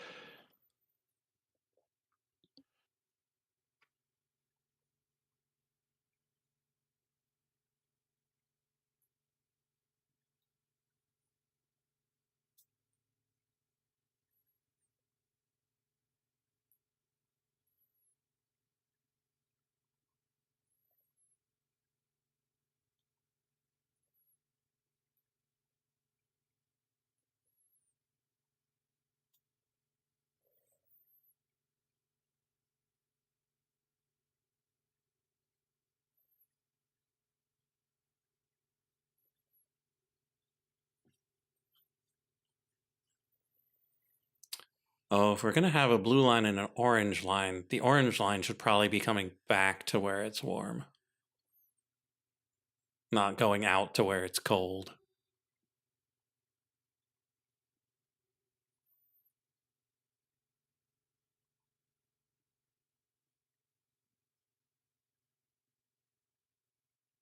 This is chocolate. Hmm. Mm-hmm. Well, I think I just fed my entire tank to the blaze burner just there, so that's an oopsie. Oops. Oops. I was trying to give it something liquid inside of it, and it just went, oh. Prank Thank you. delayed Things by 10 minutes. Let's see. Tank. Okay. Got some more of this floating around.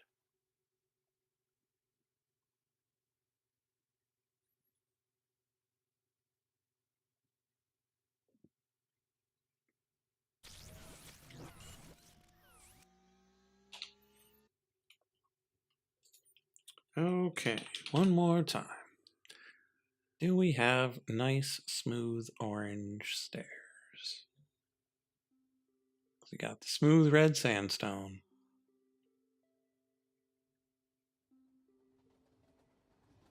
And that's about it. Whereas if we went with infused rock, kind of pink, I'm not entirely convinced on the color. Fluix stairs? Oh. Now that's a beautifully expensive block to build with. Just straight up. Because, like, you have to pour liquefied source onto charged Certus quartz to make a Fluix crystal, and you need 4 of them per block. We spared no expense.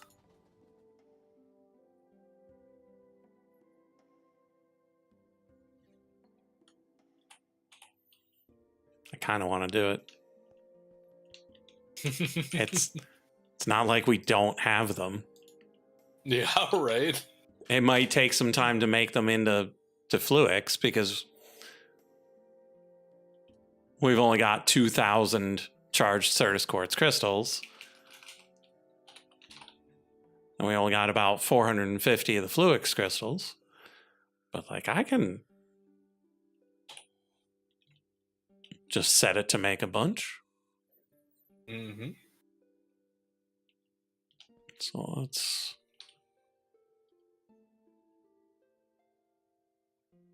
pick all this back up.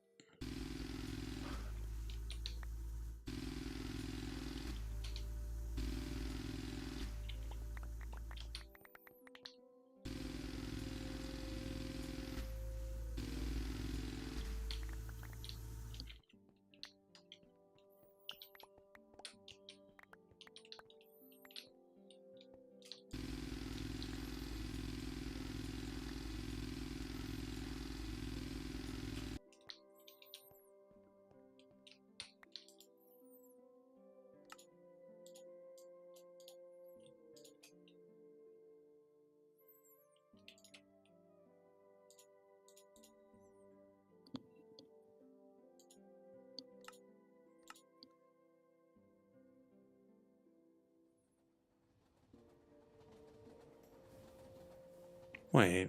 All right. Why is it?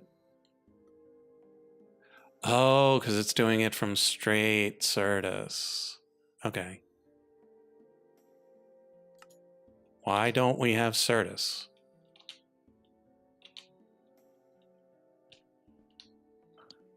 Huh. Wasn't Frog doing something with it? That sounds familiar. Yeah. Like, I recall Frog saying something about Certus. But even then, it's one of those things that should just be in the system and always being made. Hmm.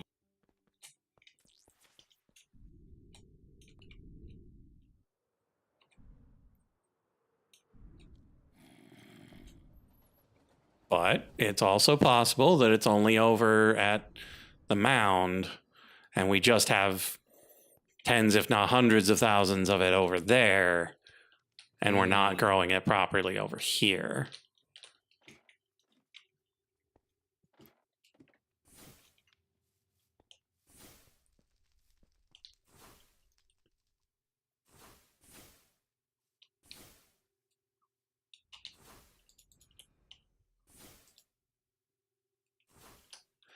No, it's because I used a whole bunch to make the blocks that I've been using.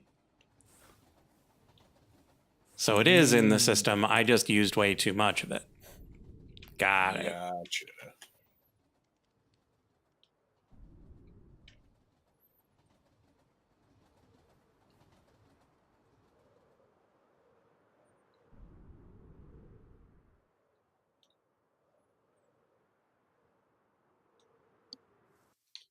And so we come over here.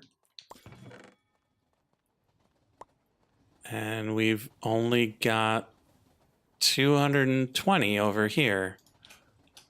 Why do we not have zillions of them over here?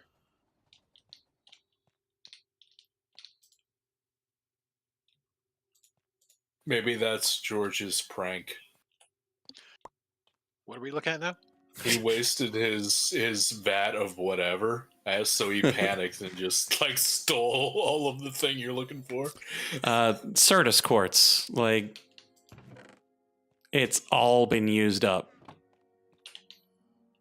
Now, Really? granted, I stole 6 stacks of blocks of it, so that's Wow.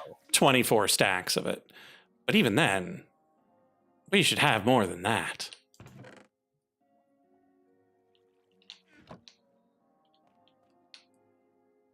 But I mean, where's it coming from? So we've got this farm on the mound that isn't always loaded, but had been loaded for a long time. Enough that we've got 6,000 Sub-Zero shards, 4,000 Therium crystals, 103,000 amethyst, and 32 Certus quartz. Huh. And so Frog probably stole a bunch from over there, and we're not over there enough for it to grow. But then there's the charged Certus station that should always be gathering it. But I think I used all of that up. And there are probably not any storage upgrades in this top one. Oops. Fine, I will throw you in the system. Yeah, no storage upgrades, so it only ever holds 2,000. And that is not going to be good for my current project, so I'm going to throw some upgrades in there.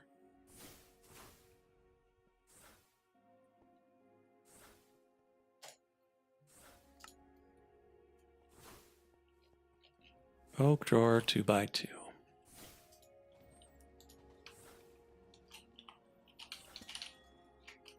Not a frawer, a drawer.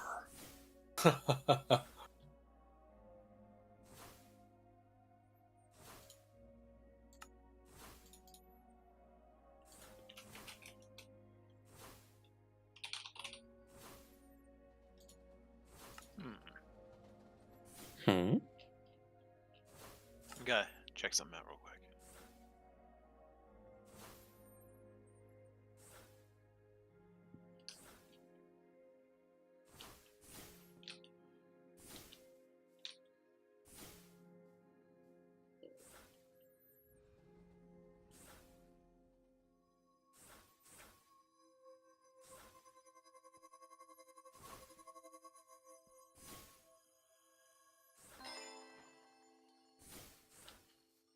Oh yeah, so Light, what's up with this big cloud platform here that doesn't have any giant house on it? Do you know?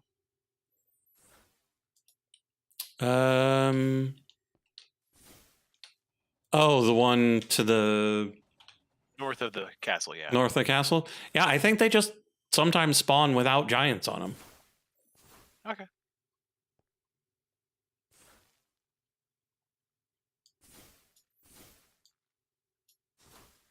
I don't know, because we haven't really seen any of the other ones. And it looks like all the others that I have seen did have giants on them.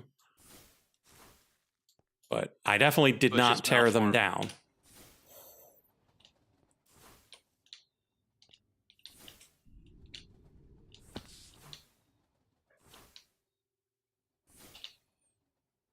down. Okay, let me hit these with time in a bottle.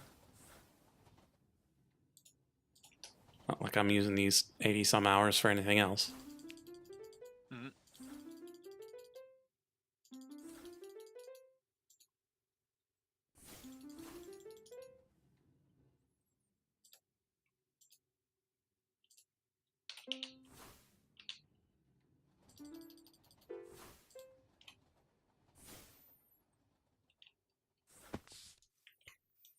Okay, that'll restore that while I go and do some design work. And then probably decide that I don't like the look of the Fluix and I don't need it anyway. Or, more likely, I love it and will need it for everything and it's very expensive. It does feel like a high chance of happening. Mm-hmm.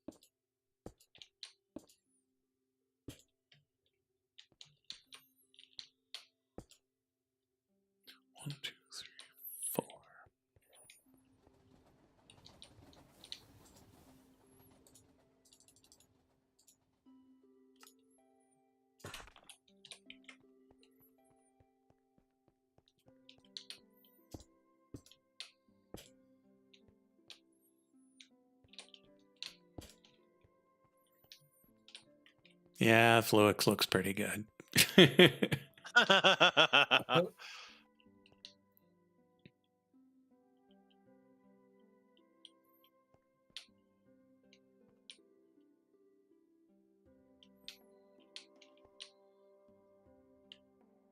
Fluix, everything it is.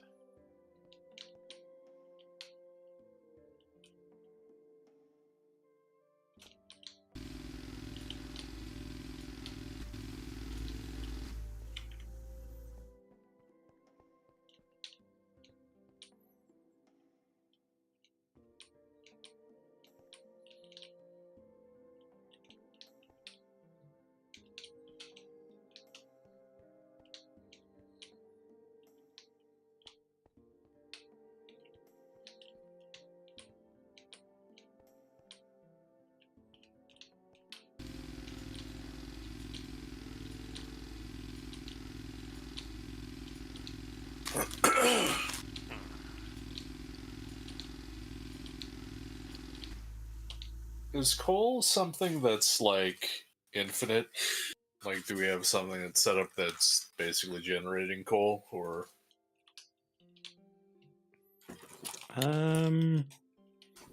Regular coal, probably not. okay? Charcoal, I think, is infinite, but not Like regular. charcoal is very infinite. Regular coal, we might be able to get from wither skeletons. If we throw a red cap in the Drigme farm, maybe. No, Oh, we can it's no big turn deal. charcoal into regular coal. So yes, Oh, can be totally okay. infinite if we need it to be. Okay.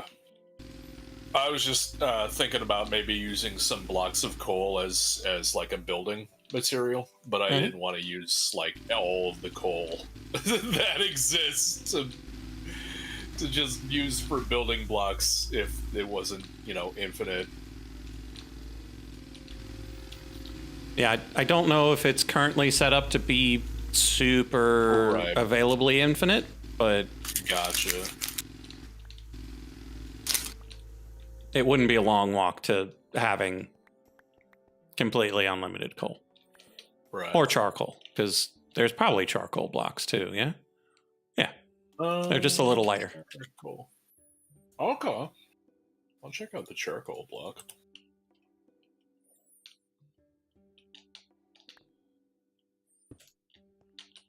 But infinite Oh, charcoal yeah. is basically super easy. Mm-hmm. Oh yeah, and I'd say the charcoal block works fine.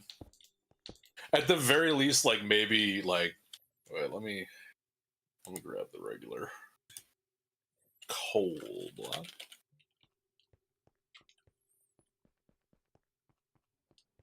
How they look side by side. Really, game? One of those kind of days, huh? Yeah, just goes for a long time without having any problems, and now it's like, nope, 10 o'clock, it's bedtime. Go to bed. Uh, Why are you still awake? yeah, what are you doing? Okay, yeah. Or a combination of coal and charcoal blocks, I think, would look good. Because the charcoal, they look basically identical, but the charcoal just kind of looks more weathered, I guess, because it's a little lighter. I can see that. Yeah.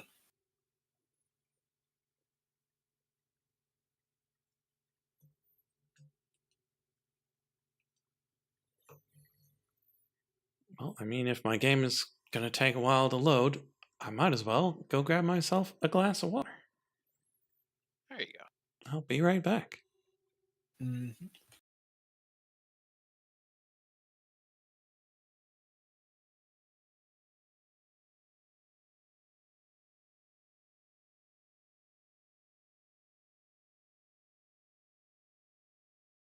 So you enjoying the winter event? Oh, yeah. It's been a lot of fun. Good.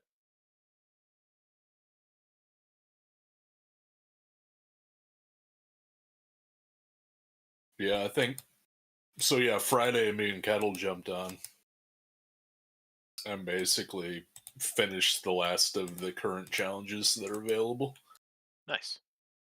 But I think the next wave drops on Thursday. Mhm.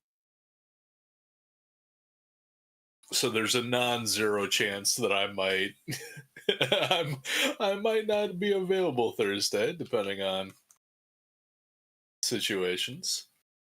I wouldn't worry about it too much. Mhm.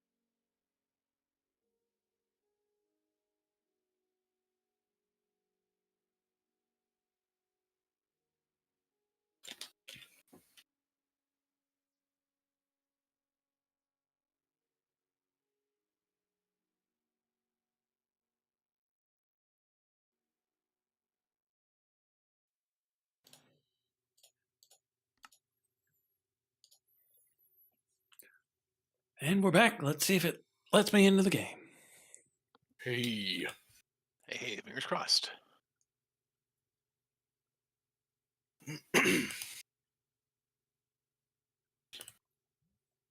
So I haven't really used them for a while, past the basement floors. But Frog's persistent hatred of slabs has got me. I'm gonna use them for the last part of the tower.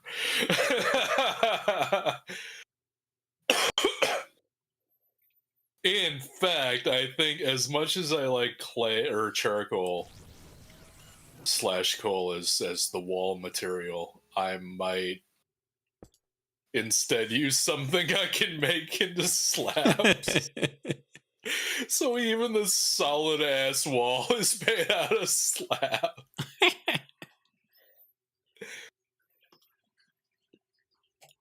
Well, let's see what I can shut down that might be getting in the way.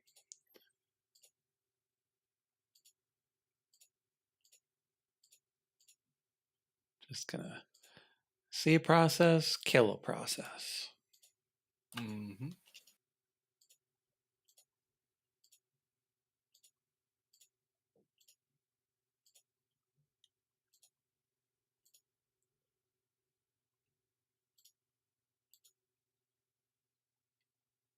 Because that was an impressively fast crash.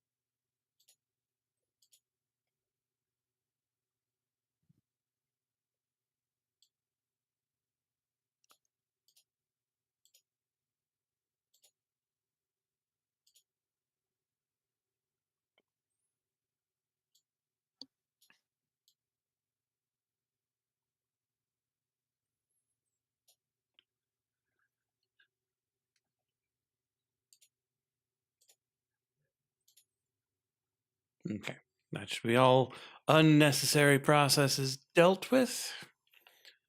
Let's try this one more time.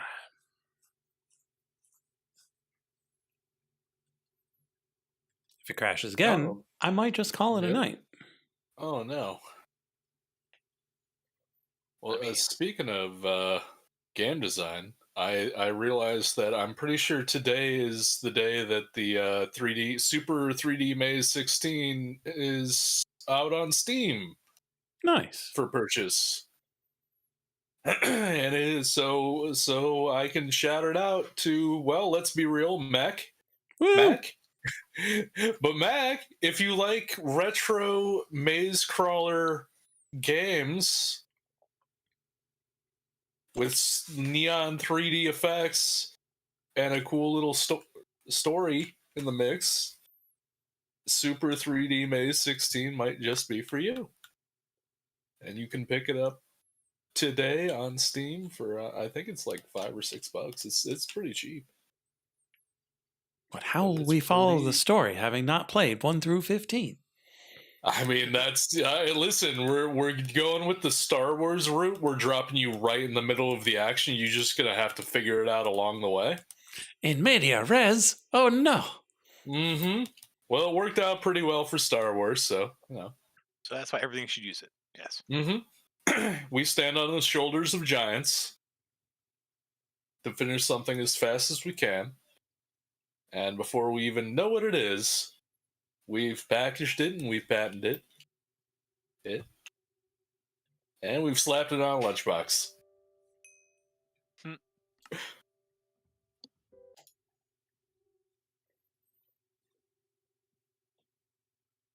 Here I go slabbing again.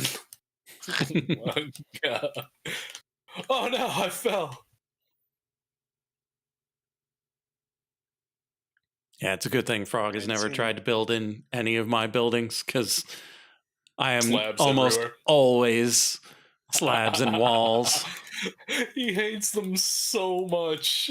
I don't even understand it. Well, it's because he doesn't want to add an extra slab to make a full Right. block to put like Right. a crafting bench on. Right. Wow. I didn't even move my mouse. Oh my god, the game hates you. Oof, Man. bad luck. One more time through the processes. Yeah. Let's get rid of that one. Let's get rid of that one.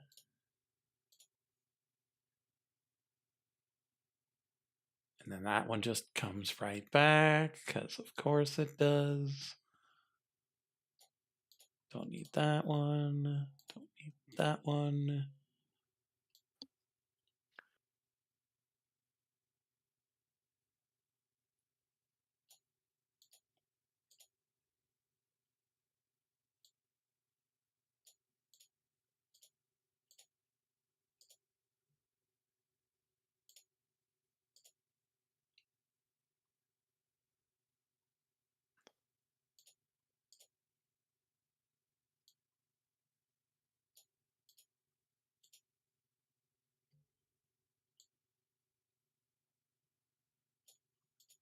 Why is Spotify running?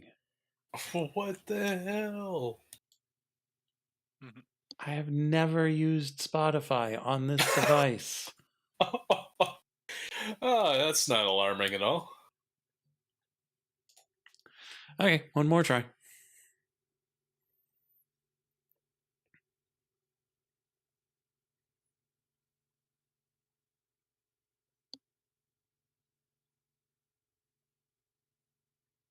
Oh, we're doing a chunk inspection?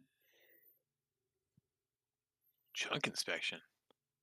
Well, that's what it looked like you were up to.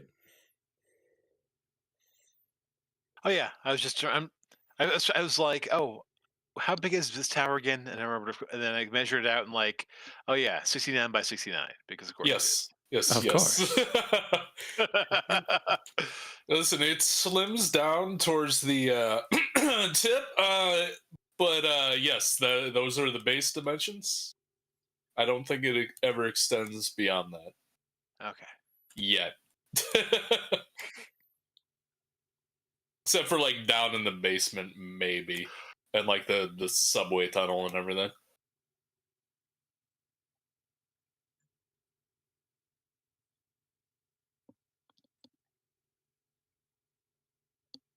All right. This man's gonna steal my towers. I'm not. He's setting up a targeting array to zap my tower and turn it into a digital construct and put it in his hard drive, and he's gonna walk away with it in a briefcase and get on a train and be like miles away. Just like the Dark Knight Rises. Mm-hmm. We steal the Boon fortune. Yes. Which like has been entirely spent in the building of this tower, so now you have to steal the entire tower. The only I question is whether or not he'll steal you with it. It remains to be seen, right? I think we just like put together the plot of like Ocean's like 21 or whatever they're up to. You know, it'd be funny if they started making like back when NFTs actually seemed like they might be a thing. They started making like a movie about stealing NFTs, and then Mhm. NFTs, of course, turned into nothing. Yeah. And they had already like filmed this movie with like Matt Damon and like a bunch of stars, and they had to like figure out what the hell they're gonna like. Would they just like torpedo it, you think, and just eat the costs, or what? Well, I mean, that's always a possibility considering Hollywood loves to do that shit, even with movies that everyone wants to see. Like the Looney Tunes movie most recently. You mean, So Coyote versus Acme? Coyote versus Acme, yeah. Like Ask like me how I I don't feel about that one. not pleasantly, I imagine. Yeah. Just like everyone else that isn't a Warner Brothers executive, apparently. But yeah, so clearly they're not afraid to do that shit. But weirdly enough, I feel like a movie like that, they would still like they might re-edit it. Actually, these days they probably wouldn't even bother re-editing it. No. They'd probably just be like, "Screw it, release it." And like, they it could probably do would like have something- only been vaguely related to what NFTs even are. Yeah, they would get And so, like, all the technology wrong. And you wouldn't it would even be have to goofy. change any of it. Yeah. I mean, they could get the whole Morbius level irony thing going for him, Mm-hmm. which still didn't work out for Morbius. But Not really. my favorite part of that debacle was all the folks making memes about Morbius and making the some executives somewhere think, hey, people are actually coming onto this or getting into this, and so we need to do a big relaunch in theaters to take advantage of this hype. Mm-hmm. So, someone doesn't know what negative hype is. Mm-hmm. No, it was just like, I loved it because it was the purest example of Hollywood does not understand the internet at all. Like, we're all dunking on Morbius because honestly, that movie, it's not even that it's a bad movie, it's a boring movie, which by proxy is why it's bad. It's not even entertainingly bad. The best thing about Morbius were the Morbius memes. Yeah, definitely. And the fact that you could, go to the right stream on Twitch and watch the whole thing over and over. Yeah, there was that too. But yeah, Hollywood looks at that and they're like, "Oh, hype. It'll work this time, we swear. We're not going to do anything different. We're just going to put the movie back in theaters. We're not even going to ironically lean into the memes." Or more than time cut. Right, they see, for Hollywood to actually get the internet, they would have done that shit, but it would have been a completely different cut that leaned into the meme. The only time I think a Hollywood movie and the internet came together kind of beautifully, and they each got it, was Snakes on a Plane. True. That also kind of flopped. It also kind of flopped, unfortunately. I'm so mad at the movie delivered, the internet failed them, quite frankly. Yeah, no argument. Yeah. But and even then, even with a movie that was basically all of its hype was surrounded around the internet, they almost screwed it up by changing the name of the movie after before it came out. So the ridiculous title of the movie, which is the entire reason why Sam Jackson signed on in the first place, they tried to dump it because they were like, nah, we're gonna just call it Flight 418 or something generic like that. That's how we'll make $1 million. So they're insane. What's crazy is if it was the 80s, you could totally blame it on all the cocaine. But yeah. And I'm sure cocaine probably is still, a factor, but it's definitely not the snowy 80s anymore. So they can't even blame it on that, man.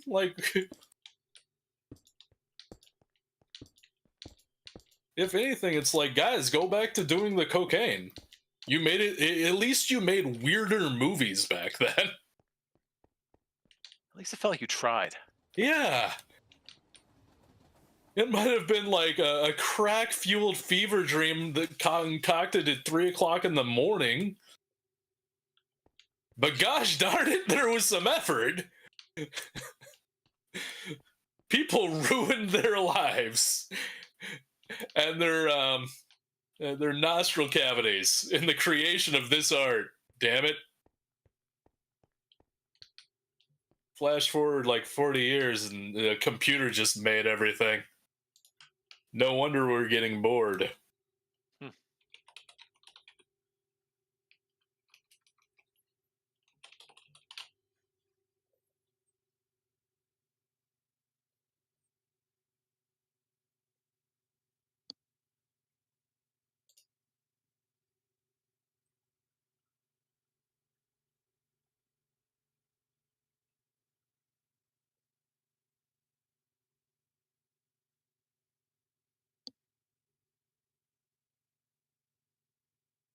What's nice about building walls with slabs is like with regular blocks, you can kind of only go up 3 high at a time if you want to like walk along the edge and build the wall.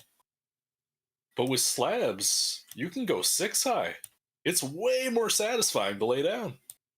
Mm-hmm. I think if Frog just built with slabs, he'd understand. Mhm.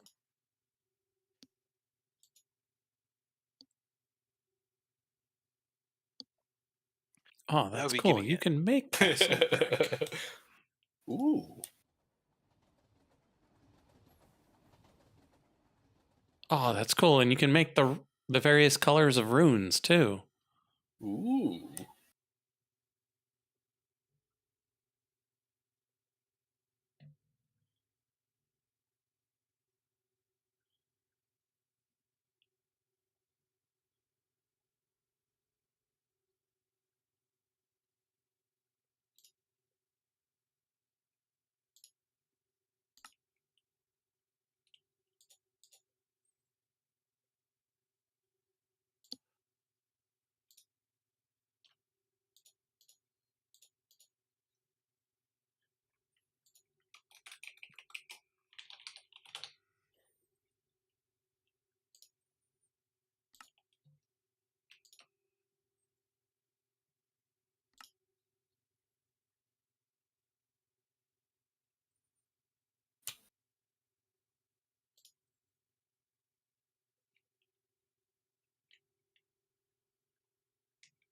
Oh, but it costs a rune per block.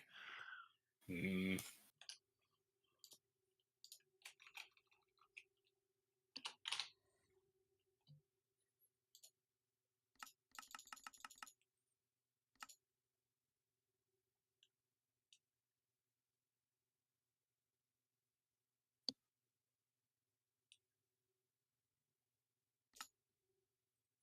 This is why we have a dye farm. Mm-hmm.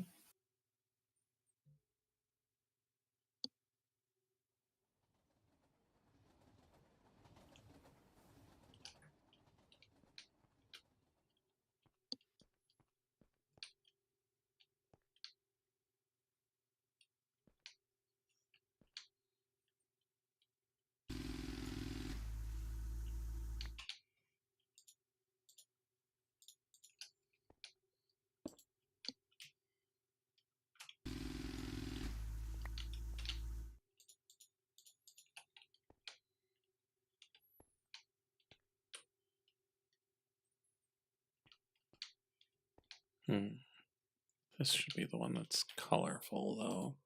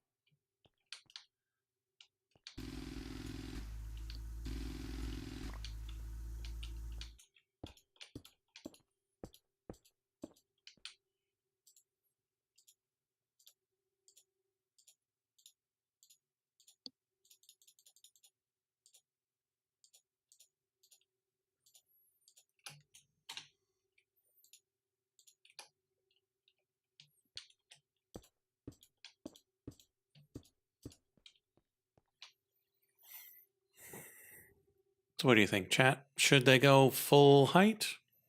Should they only be the middle 4?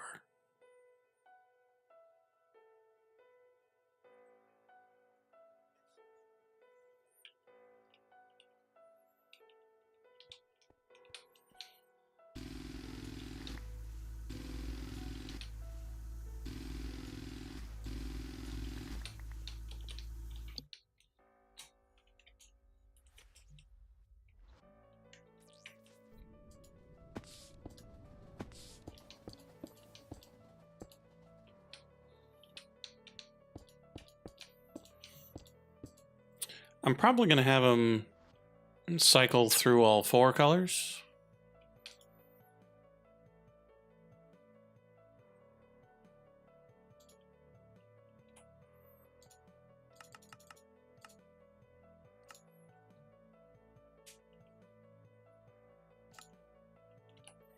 I haven't decided if it'll do purple, blue, yellow, pink, purple, blue, yellow, pink, or if it'll do purple, blue, yellow, pink, yellow, blue, purple, blue, yellow, back and forth and back and forth.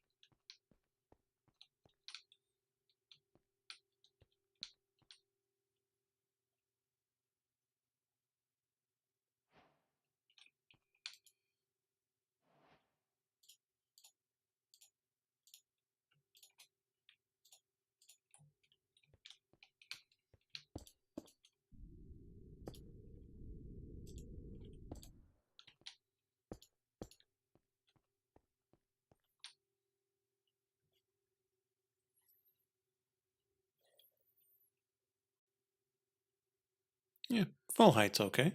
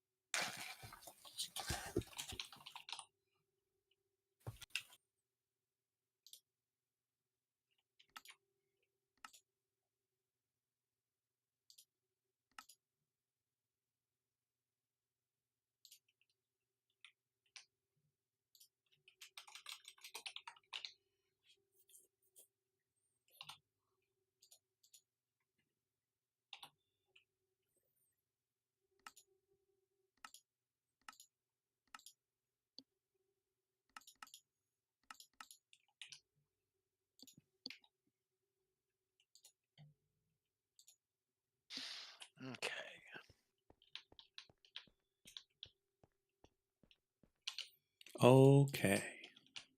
Oakley dokley. Oh yeah.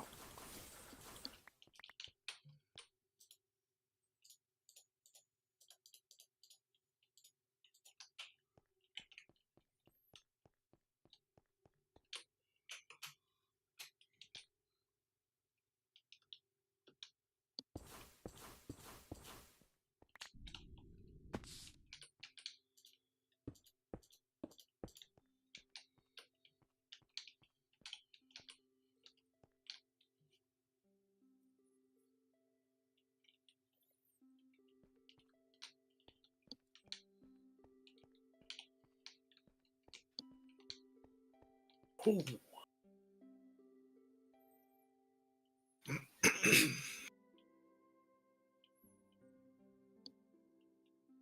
I do like the end blocks in there.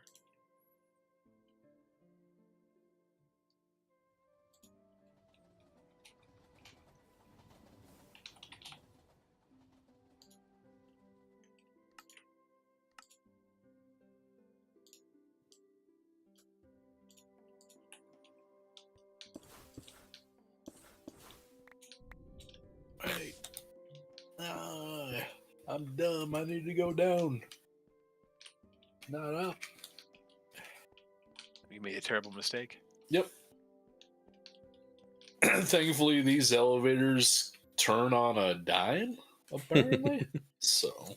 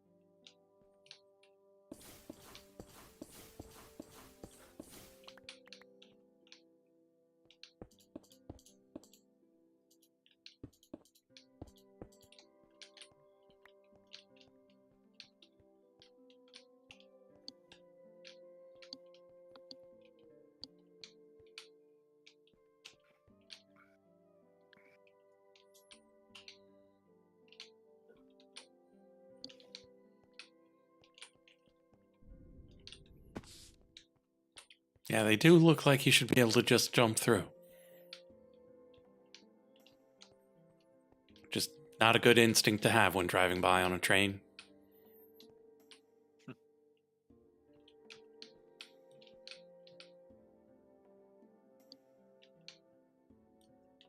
But I also don't think this space is actually wide enough to have 2 tracks in it. Like, this train is only 3 blocks wide.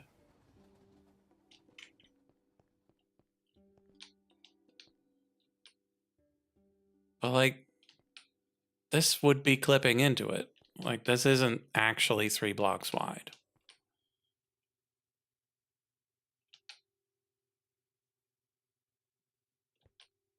But, like, it's kind of 3 blocks wide.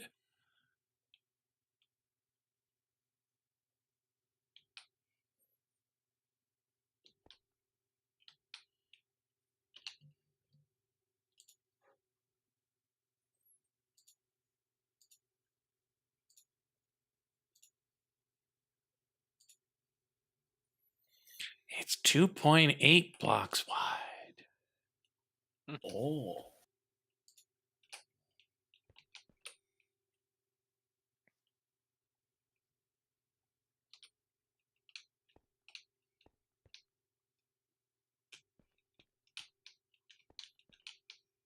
So we might need to make like a narrow passenger train that comes through here and not bring the other ones through here.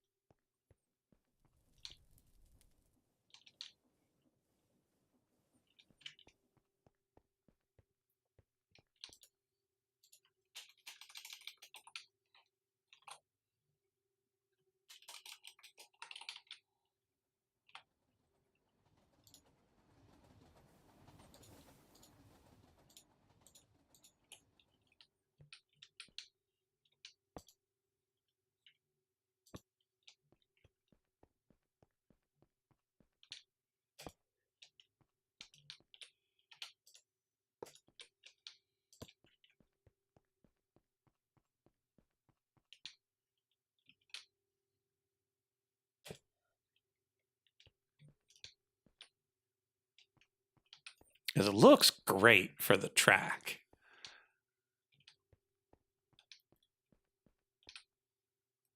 You just need to make a train that is exactly as wide as the track is.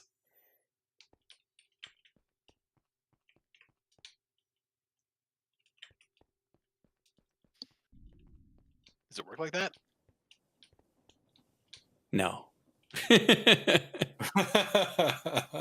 Because you got just this little bit of buffer here when it's 3 wide. But in here, that buffer is gone.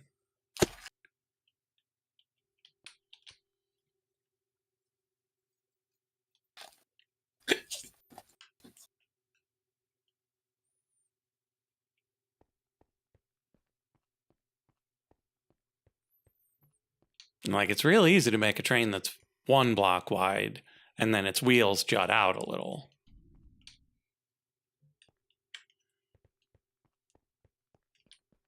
Like the little grasshopper that I made. But having it kick out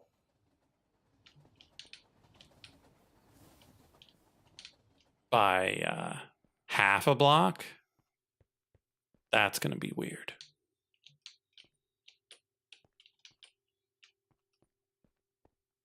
Not impossible, I don't think. But very strange.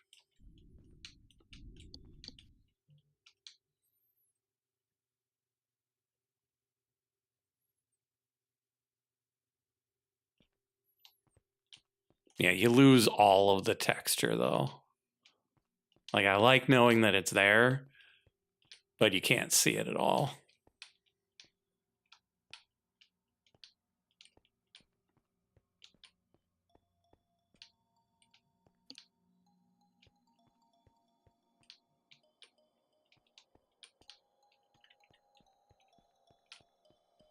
I'm not sure that matters.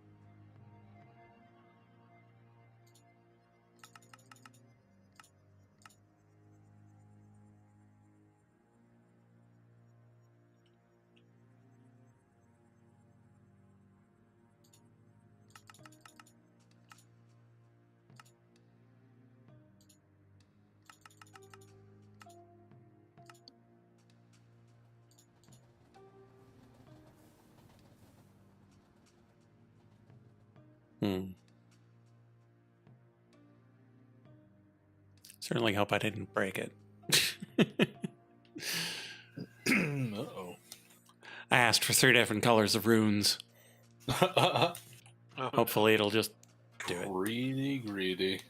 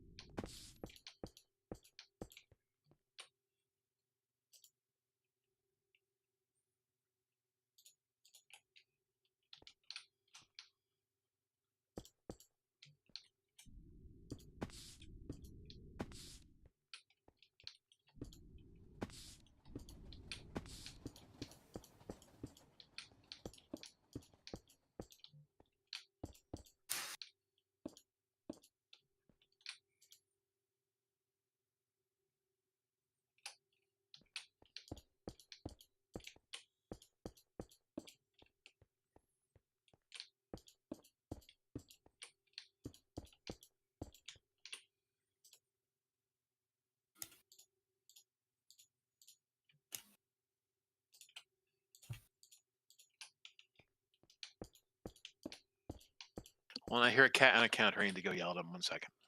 Uh-oh. Oh no.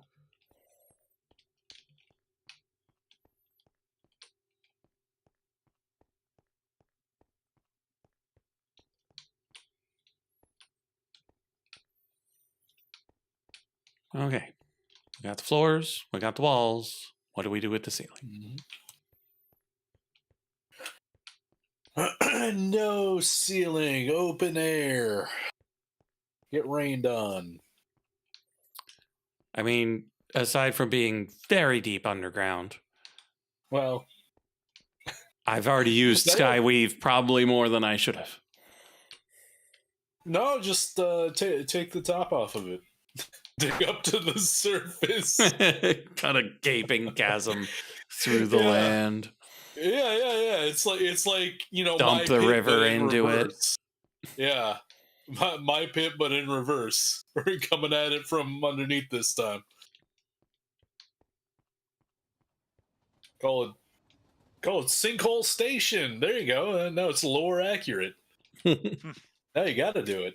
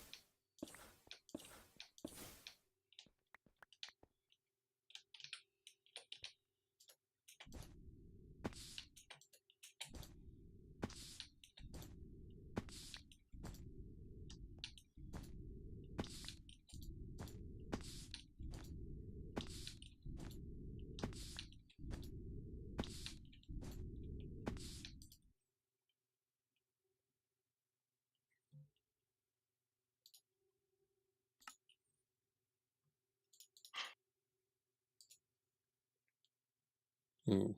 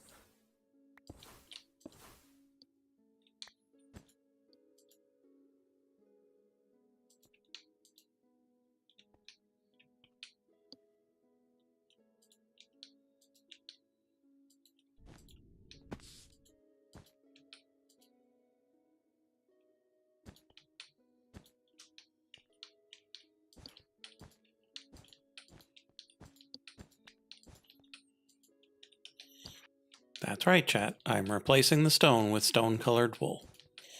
Why?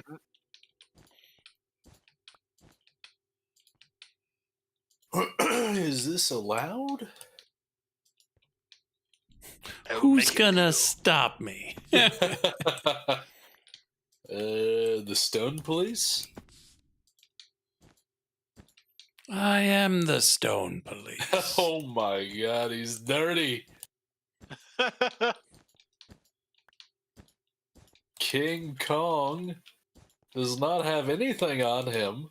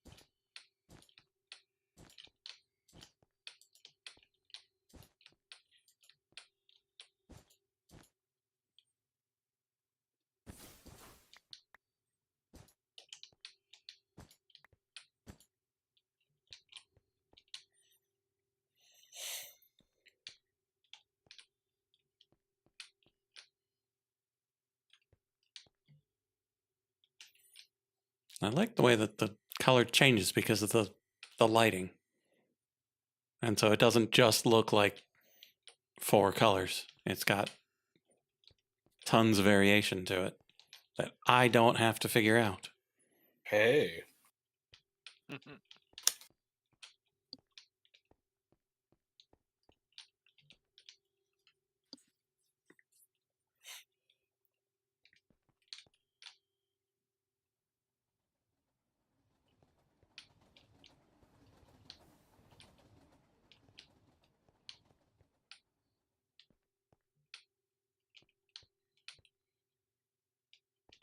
And we just have to decide on the color sequence.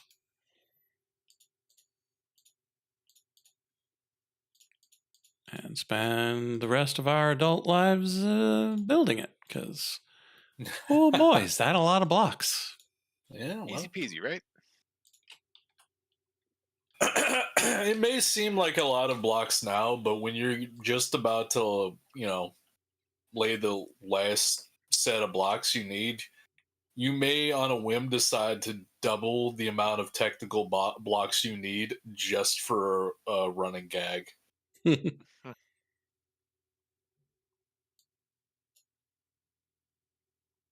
I'm just saying there's precedent for it now, so it's possible. Okay, so it's 26 chunks long, 16 blocks per chunk. Okay, so this tunnel is longer than build height is tall. Oh, all right. I see how it is. Challenge accepted. I'm pretty sure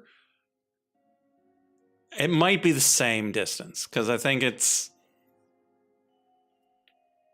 Oh, I'm not entirely certain how tall build height is.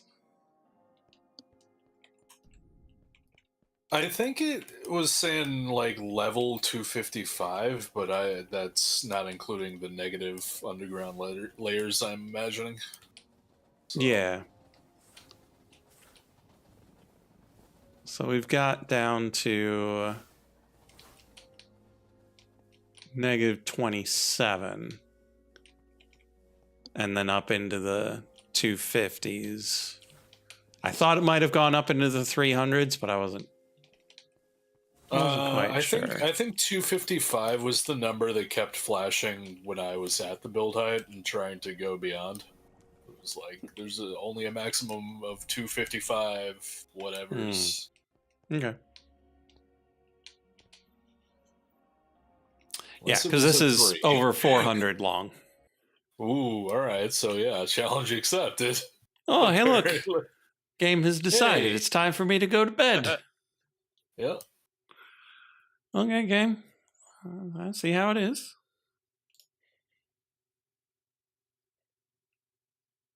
It's almost 11 anyway. Yeah. That one flew by. Yeah? So what's that green thing you're building, George? Nothing. Certainly not a prank. Definitely nothing weird. No, Okay. no. Yeah.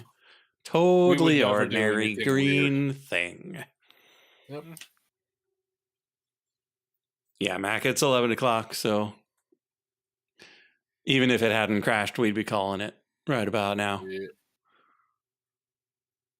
So I don't know how long George will be up doing the perfectly ordinary things he's doing, but I'm going to call it a night.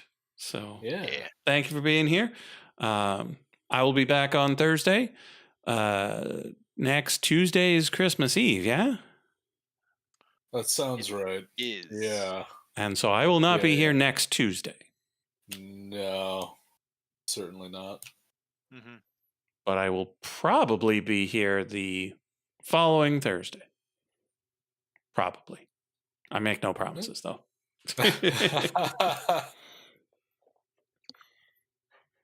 So, anything you fellows want to say to him before we head out, or we just gonna see him on Thursday?